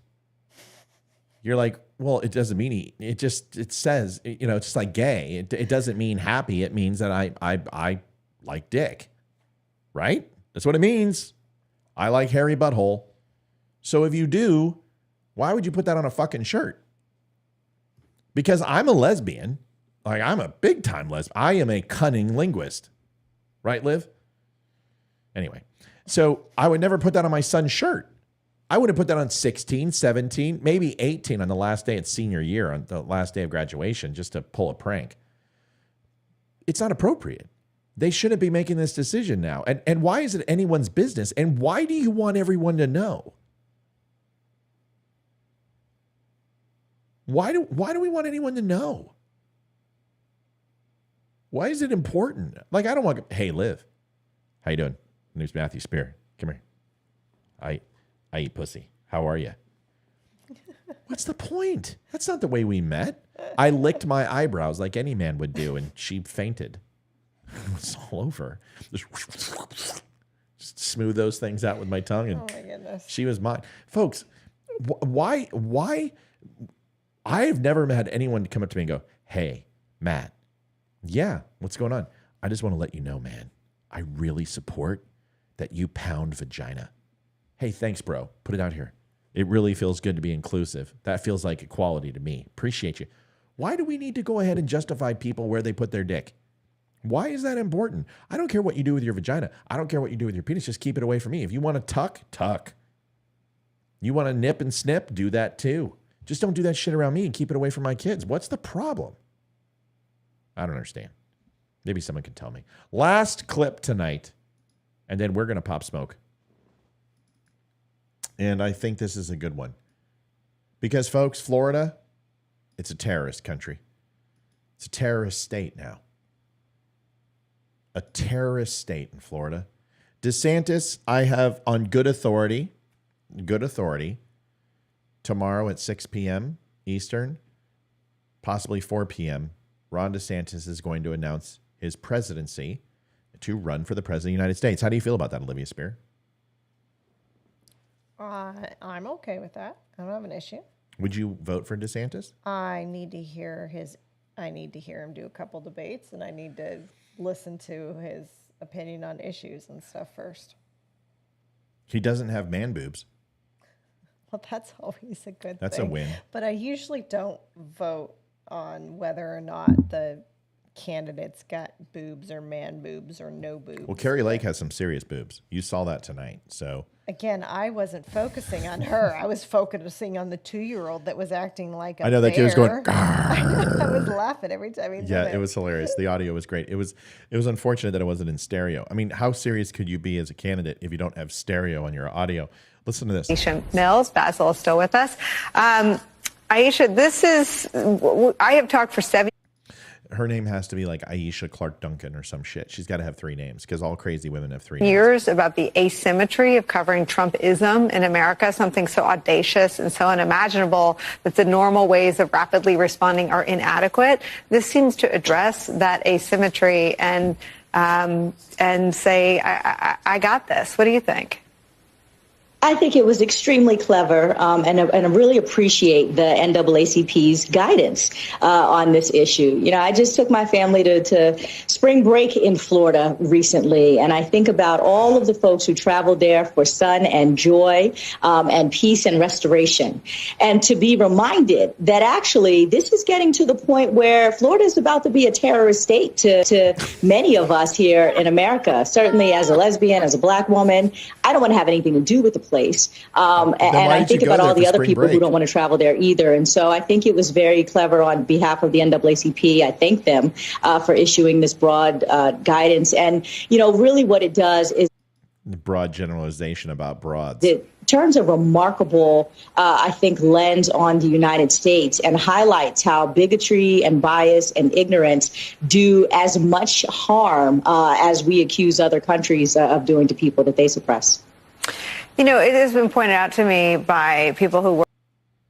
Wow. I'm going to say that the whole reason that she thinks Florida is going to be a terrorist state is because it's Republican, maybe? Possibly? I think that's it. Because it's red? I think that's it. I think because they want to keep sex out of libraries for children, that they want to not tell children what to do with their bodies at a young age when they're impressionable, that really science... mathematics, English, only 2 the genders. Basics. Yeah. The things that matter is you teach kids how to learn, not what to learn. And the fact that people are in an uproar because supposedly about some bill called Don't Say Gay, which doesn't say the word gay in it whatsoever. And it simply is stating that not disclosing to your parents and telling the parents about changes in a child's life. Like if a child was going to attempt suicide, you would call the parents. If the child wants to take an Advil at school, who do they call, Mom? They call the nurse. Why don't you listen? I was listening. They have to call and ask the parents' permission even to give them medicine. If they fall off the monkey bars, first person they call is the parents. You call the parents about everything. And for them to sit here and say something as serious as reassignment surgery or transitioning into another person or another sex, parents should know. If my child is taking drugs, I should know. If my parent has my son has or daughter has an eating disorder, I should know. If their grades aren't good, I should know. And the fact that you can hide this and hide abortion from parents and hide that they want to transition is ridiculous. We also don't want certain books in our libraries. It's not banning books. It's not burning books. It's simply saying that certain things are age appropriate or not. And if we can't have limitations on that, then why the hell are we the parents? These are the Democrats that stand up on the pulpit and say, they're not your children. They're the world's children. No, fuck you. They're my children. And I'll tell you what, I pay for them and I own them. They're my kids and you can't have them. Sorry. Unless you want to go ahead and do this like, civil asset forfeiture. Or you want to go ahead and take my property. What's that called? Liv, do you remember? When the government takes property and pays you for it? Do you remember what that's called? Oh, it's come on. Eminent domain. Eminent domain. Very good. I didn't think you were going to get that one. Jeez, give yourself a handy applause for that. Give yourself a handy applause. Put that on there. Your boobs are looking better by the minute. There you go. Here's a little.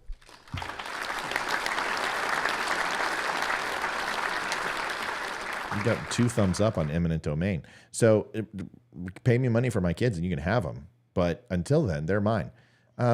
Florida is doing things that challenge the Democrat narrative.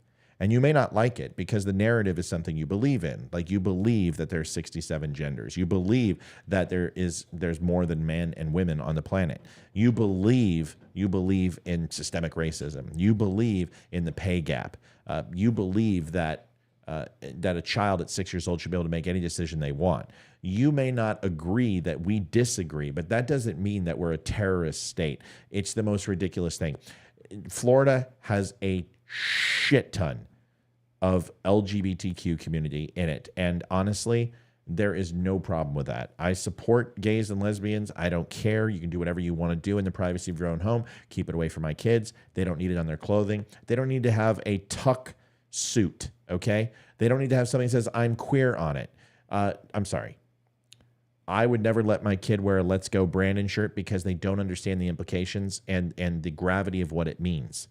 So therefore, I'm not going to allow them to do something that they shouldn't be participating in. They're too young to be deciding if they're gay. They're too young to be deciding if they're lesbian. They're too young to decide if they're a boy or a girl or anything in between. Let's let them play. Let's let them discover. Let's let them have fun. But kids today, the conversations that I hear in the backseat of the car when I'm driving to ball games, I want to puke. And I shouldn't have to hear, oh my gosh, did you hear about Tamara? Well, Tamara's a lesbian. Oh my God, Tamara's a transvestite and she's blah, blah, blah. And she just transitioned and she's now a boy and I can't go into the bathroom with her. I'm listening to this crap in the backseat of my car because daughter's friends are talking about this stuff. And my daughter's talking about this stuff. And she's too young, man. She just turned 13 years old. There is no reason to have these conversations. So anyway, those are my opinions and I'm sticking to it. For those of you too butthurt to handle it, I'm sorry. I'm sorry I cried and I peed in your Wheaties. Kari Lake is an amazing, beautiful woman.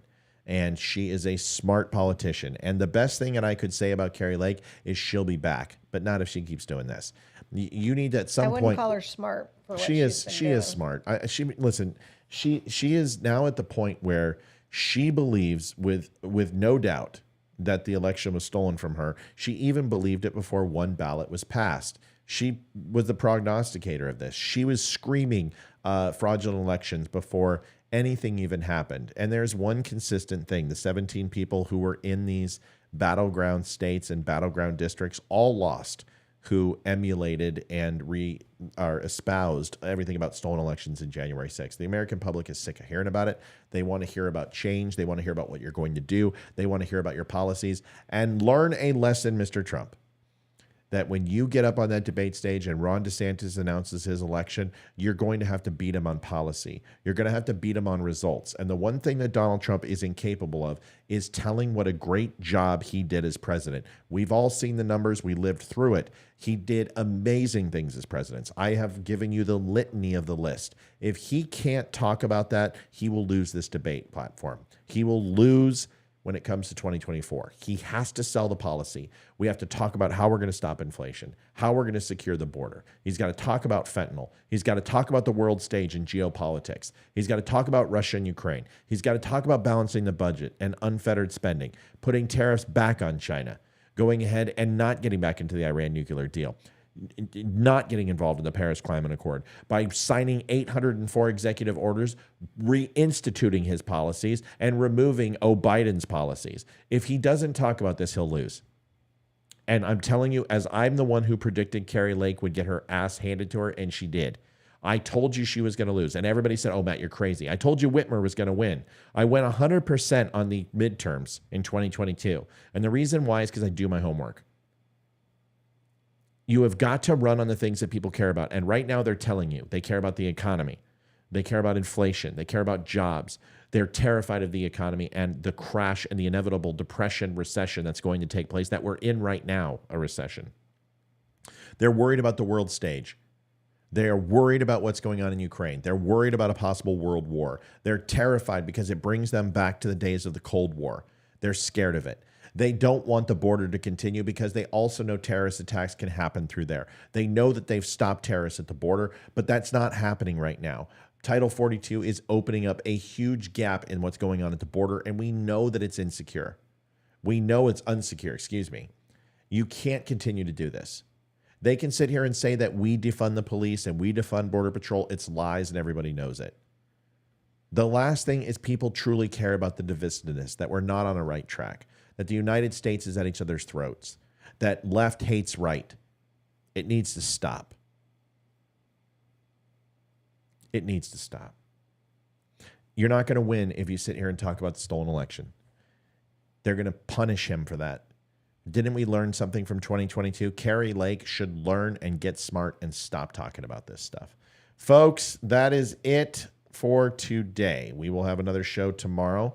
Olivia, what time are we coming on tomorrow? It's probably going to be 8:30 to 9 tomorrow. Hayden's got a choir concert at 7. So 8:30 to 9 o'clock, we'll be back on with a live show. Leroy and Amy will not be here, but they will be back Friday. And then Leroy's going out of town, but Amy and Leroy should both be here Friday. Olivia and I will be here. I will have the segment broken down into a show early in tomorrow, and then I will try to have another show done. I'm sorry I've slacked. I hope you like the new setup. I hope you like the new backdrop. Olivia looks fantastic. We will get more conversations in here. Please do me a favor. Go over. Max, I appreciate you saying it's a great show. You got a great pair of boobs. Max, it'll all end after I turn off the show tonight. And hey, my Facebook and Twitter buttons are not working over here. Just to let you know. I know. I need to relink. I need to re-download. Because I'm trying. It's here, not watch working. this. Watch this. Hold on. Let me download the file. Let's see if it works. Sometimes they go to iCloud. All right, try it now. Oh, it's still downloading. Hold on. Oh. Let's see if we can get these to work. It's trying. It's downloading everything real hard, real fast. Come on. All the other ones worked. Because those are already downloaded. Oh. And we've pressed them in a certain period of time. Sometimes it happens. The folders don't get downloaded. I'm working on it. It's coming. It's coming. Come on. Let's see if we can get this going. Now try it. All right, we'll get them tomorrow. Yeah, we'll figure it out. It'll come on tomorrow. Tomorrow. Hold on, let me see. It sees it. It's just not playing it. It's just because it's not downloaded. But I am downloading them. All right, folks, do me a favor. Go over to thedumbshow.com, DUMSHOW, thedumbshow.com. You can get 10% off all clothes. You can get 15% off if you join and subscribe to the group. If you go on your phone, there's a little teal button in the bottom right-hand corner. Click that. You can subscribe for $1.99. You get 15% off. We have more conversation, a little bit closer relationships with the people you see in chat. We've got a group of people in there. Some come on by, join the group if you would not mind. For all the people who are upset tonight about Kari Lake, I'm sorry, you'll get over it. The good news is there is a new day tomorrow, and tomorrow I probably won't talk about Kari Lake, so you can come back. If you were hurt or upset, that's fine. What happens now? Nothing. Everything's going to be fine. Even if you're offended, don't be a liberal. You're a Republican or a conservative. Stay that way. And for the liberals who are offended, what's new? You're always offended. And I have given up trying not to offend you. Tomorrow, we will talk about something new, have a new recorded show. God bless. Thanks for watching. And don't forget to like, share, and subscribe to the show if you would do me that favor. Olivia, say goodnight. Night, y'all. Remember, folks, this has been brought to you by Percival Flag Company, an amazing company. If you've not had a chance to stop by and look at their wooden flags, they are the flags that are behind Olivia. They're made out of wood. They're made in America. They support veterans. They're amazing. PFCflags.com. Get yourself a new flag. We are out, and we will see you tomorrow. God bless. Have a good night. I'm David Boreanaz with the Cast of SEAL team, and we have an important message for returning vets. We want you to know if you're struggling to cope, there's help and it's just a phone call away. The Veterans Crisis Line is staffed with experienced professionals who know your struggles. There's no greater sacrifice in service to our country. We're able to enjoy our freedoms because of it.